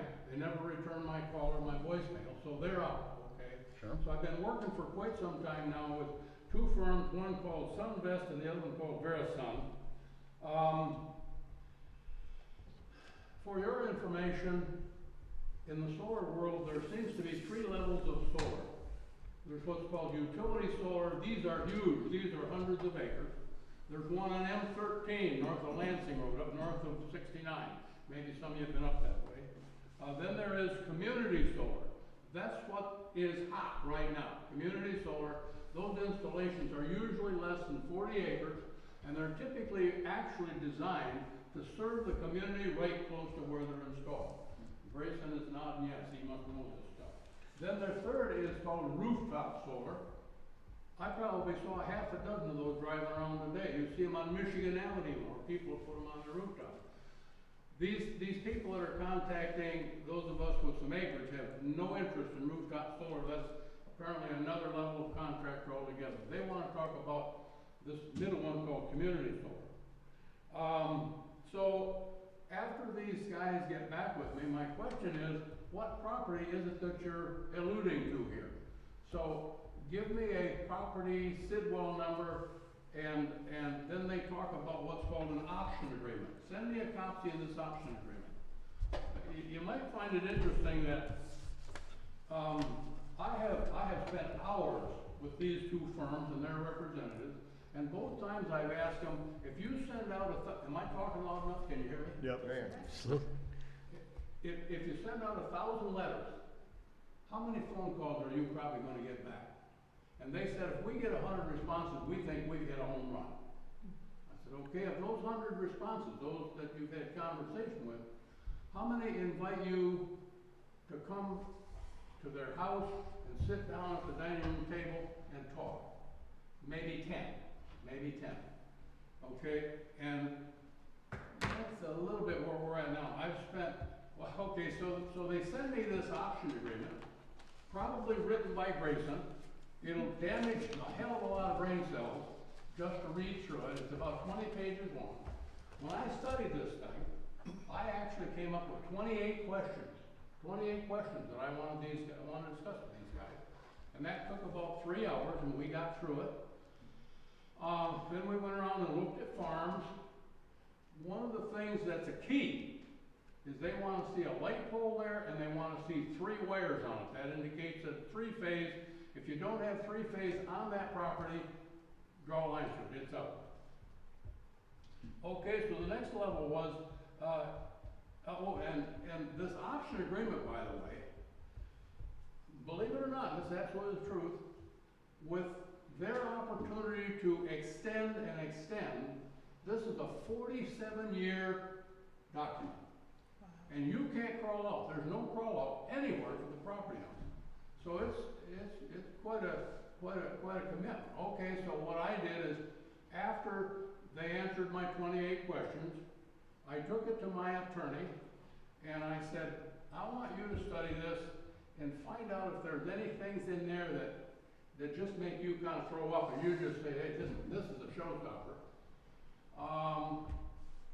And my attorney, Tara Pearson, I think a lot of you know her, maybe, I'm sure you do. You know most of the attorneys now.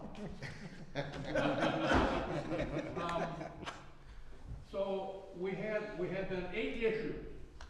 So over the past 2 months roughly, this thing's been electronically going back and forth to get these, they're not huge, but we're trying to get these things the way we want them.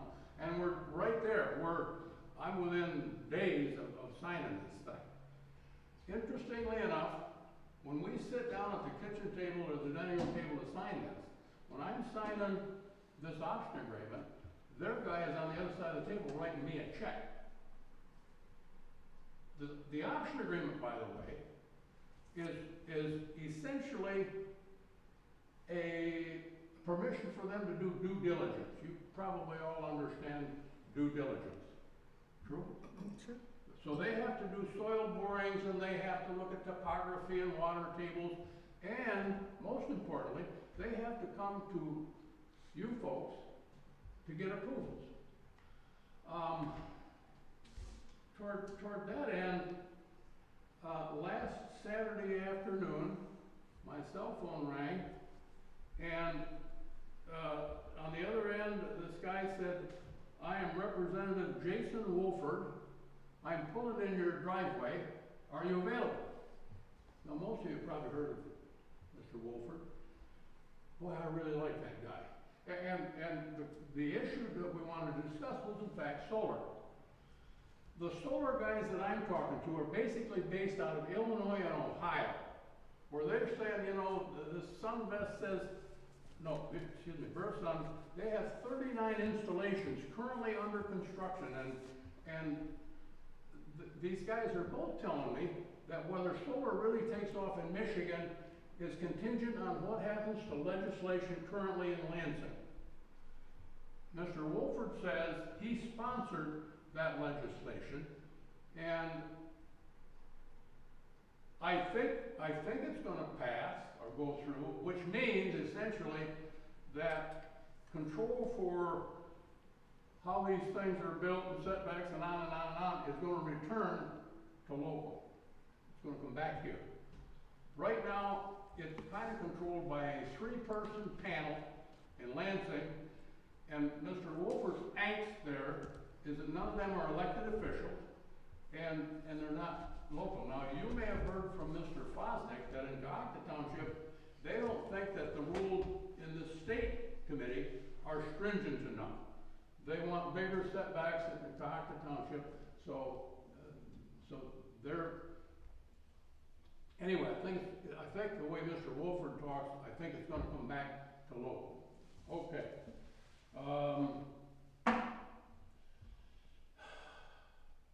Let's see.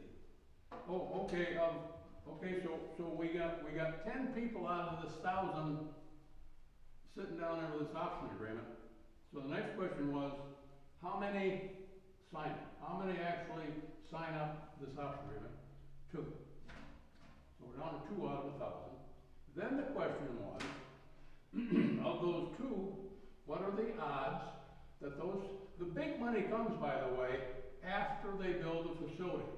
The first 4 or 5 years, they're doing due diligence and trying to appease you folks and all of that stuff. When the installation is running and producing electricity, is when property owners hit the jackpot. All of these people, the offer right now is between $2,200 and $2,700 per acre per year, which is 10 times what I can make growing corn and soybeans on it.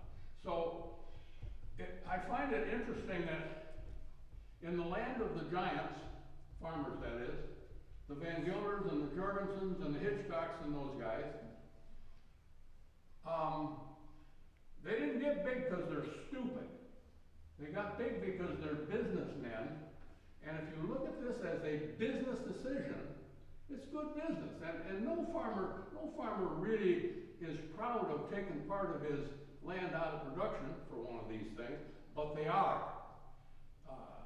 The latest, well, I guess I won't even say that, but all of these guys in private will admit that yes, they've signed some option agreements. And that's because they're smart businessmen, and it's a lot of money. I guess, talk about that. I'm done, why don't you go ahead and adjourn? Any questions? I will make this comment. I think I have pretty good rapport now with representatives from these companies, and if you should feel a need to talk to a solar developer guy, I bet I can arrange for him to come here and talk to you, if you wanted to. Or, in these 28 questions and answers, I may be some source of information for you, should you want to take advantage of me. I have a question. Yes. So did you ask them though, like what that does, what these solar panels could do to your farm property, to the soil? Like, did they say like, oh, we can put these things back and you can start growing crops again? Did you ask them that question? Yes.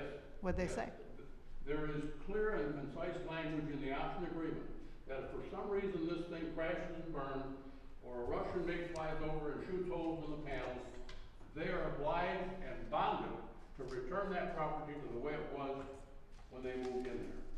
Soil samples Very clear, they have, Yeah, soil samples include, see, that's what I'm saying, so, while they're doing all their option agreements and all that stuff, and their due diligence, I continue to farm the ground. yeah, right, but just say that they put the panels up, Okay? doesn't work out, they go belly up, whatever, and they come and hopefully they'll put your property, but what has that done to your soil, to your crop soil? I mean, did they tell you that? I don't think it's hurt. I don't think it's hurt. Thinking and knowing, two different things. Yes, yes, it's a business decision. It's always risk. I could be eating your soybeans and growing like another ear or something, so I hope that. I guess I just can't help but express my, I want to choose my word carefully. It's 10 o'clock. You don't have to go very far in Docket Township, and there'll be a sign in the guy's front yard, no utility solar, oh, there's solar. Sure. And,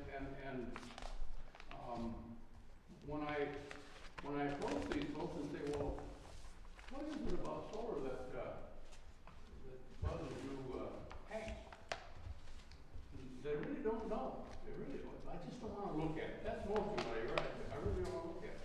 And in my world, I'd rather look at solar panels than that stinking development that's right across from my front yard with 220 units of low-cost, low-income housing in there.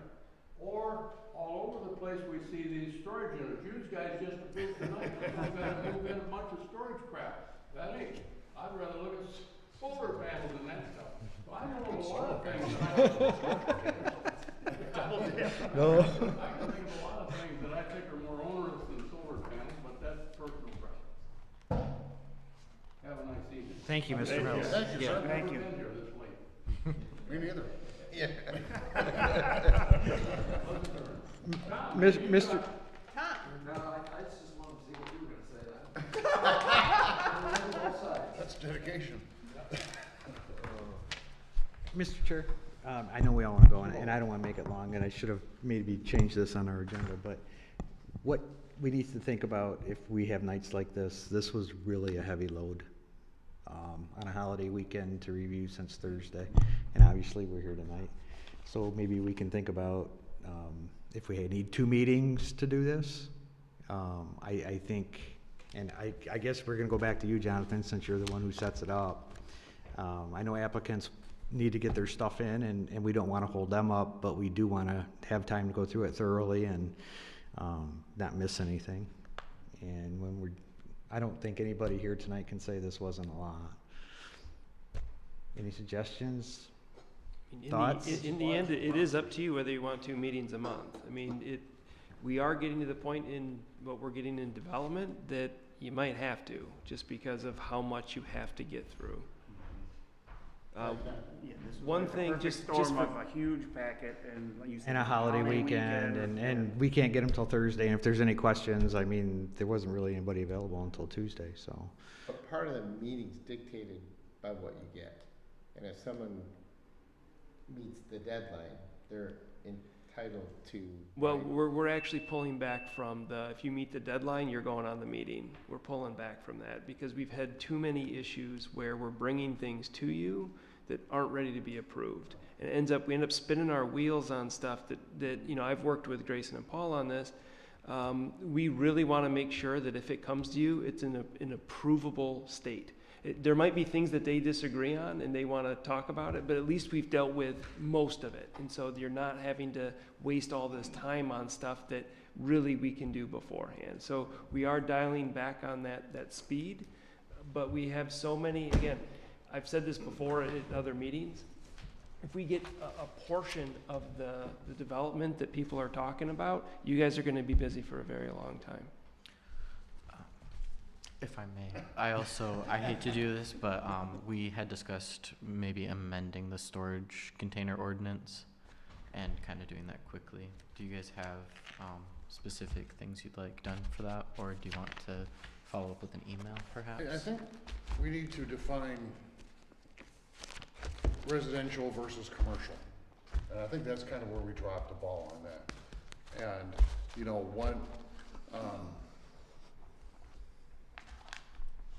I can't even think of the simplest words. What does it fit for a commercial, for an industrial, for an IFZ? Cause I think we were mainly focused on people putting these in their backyards. Right. Or their front yards, Wasn't there a provision for industrial properties? Or Yes. something in the storage thing? It's in specifically industrial. I think Yeah. there was no limit. But flex industrial as well? I think it was just industrial. Just industrial, Okay, yeah. cause that might be the way to address it. Well, the whole, the percentage we've got for commercial is just not sufficient for a business that does things like trailer storage, Exactly. How many more, They're how many more coordinated, of they'll these, better than solar panels. Or if you're how many more manufacturer. of these outdoor storage facilities could we see in the Well, township? that's just it. We're talking I mean- aesthetics. We're talking aesthetics of the Yeah. township, and it doesn't matter if it's industrial or obviously it's not residential then, but it's still how it appears. Right. On the So- other side of 59, where they're clearing it, when you're, they're clearing all that land, that's outdoor storage, right? That was gonna be warehouse storage. Where are we talking? I don't know the directions, because it's all kind of screwy there, but if And you're. Trans West. You're talking about where Burkhart dead ends into 59? Yes, Okay. right down there. What? That's the small industrial rentable units that you guys discussed a while That's ago. indoors. That's, It's okay. indoor. Yeah, the modular Right. office space or, It's- manufacturing. It's really, they're trying to gear it towards manufacturing. Yeah. A small Micro manufacturer. manufacturing, really. And I was surprised that one resident who owns that other storage unit wasn't here. Jason? Yeah. I looked at his letter and saw what he said. I thought for sure, I mean, Yeah, I'm I proud thought we for sure had. he would say something, I but figured he had to be I don't here, know if but- he was here or not. He was not. He was not here. Yeah. So is there a provision to have 2 meetings if it's necessary? I mean, cause you know what's coming up I'm sure that, So as of right now. You don't have like to be here You have the until- 2 things you postponed. That's all we have for this next meeting. okay. Well, we can handle So that. if you want to do that, you can. If you want to bump it to, you want to actually have a break, take No, some no, vacation. it's just this workload on this What- particular, when you have 3 public hearings and you have, things are gonna fall through the cracks. What day is that meeting scheduled next month? I may be out of town on vacation. I'm not sure. Have to look at the 24? I didn't, I'll have to double check. 24? I think it's. I'll be down in It'd be Kentucky. the 4th. But What- going back to the storage unit thing, Down about 10 days. I think we are gonna have to address That that. I'll be honest, I didn't really, see, my idea of a screen fencing was the actual fabric that's woven in between it. Yeah, You see it around 24th. junkyards where you can't see inside there. Right. Saying that it's was definitely a change. Chain link fence is not screening to me. It's Well- encompassing your property. What that fella had was chain link on 3 sides, and on the side facing the street was a wooden fence. So really, the site you can see, short of being elevated on 59, or literally being next door to him. was screened. I mean, it was, I can't remember the height he said it was, but it was a wooden gate and Yeah, fence but I across think, the I front. don't have Grayson's, thing in front of me, but I thought it said screened in the entire, It did. Yeah. screened Yeah. in the entire facade, you know, the property. So, I can see, you know, obviously the place next to it is a storage place. I don't see screening between those. That's understandable. right, It's what's the public seeing? correct. And so, I mean, I don't know how we do language, it may not be applicable to everything, but in something like this. But we're allowed leeway in that. Yeah, correct, Sure. we will. But yeah, you're driving right by and looking down there, and now you're in, and, you know, I don't know, who's gonna be the judge of, that's really, well, it's kind of a rusty container, but it's not real bad. Who's gonna be that judge? I don't know, I just, you know, I don't. Well, it's one of the things we have to fix. Colorblind, are you? I don't think so. Okay. I love your pink shirt. Okay. It is something we're gonna have to deal with though, because we haven't had anybody ask for one, but if somebody were to come in to get a permit for their storage container, because it's supposed to be rust-free, and I think at least at one point it was a neutral color, I can't remember if it still is. But I There's can't, an awful lot of neutral colors out there. Well, wasn't it to be painted similar to the color of the house? That's what I thought, it had to be Like a garage or a harmonious pole with barn the, is, yeah, you know? that's- I mean, but if somebody, like, I don't wanna buy this thing until I know I have the permit, but do I give them a permit until I see it? You know? So, yeah, I don't know, but I Usually if it's guarantee a if you storage know that you container, have it's to paint it, you're gonna pretty be a little dirty. more careful on what you're gonna Generally, be yeah. purchasing, or, you know, I mean, I don't know, I just, And as far as the number of storage facilities, the market's gonna saturate, it's gonna stop, and, you know, first one that goes under, you won't see another permit request come in. It's kinda like retail marijuana stores, I mean, they blew up all over the state, and the market's just oversaturated. They can't make much money, cause, you know, there's plenty of people that are willing to grow and sell it to them. So, you've seen some of the big ones close down, what was that one in Lansing that shut down? I don't know, it was a big one, multi-state, but you know, that ship's kinda sailed. You can't open a retail marijuana and make any money unless you go to a community that has none, like say Howell Township. And then you might get like 500 people to show up. Mr. Chair, motion to adjourn. We have a motion to adjourn. I'll support. I do need, All of us support it. I need an answer from, what is the trigger for a second meeting? I need to understand. More than, I'd say let's limit it to 2 site plans. Does that sound right? We had 3 see, tonight, I we feel kinda like these busted were our all butt. heavy lifts. But see, some are simple You know, and some are some not. and that's why I the said diffi- these that's were the all heavy, difficult part. like they were a lot of. Well, and then the cleanup. renewable energy, that alone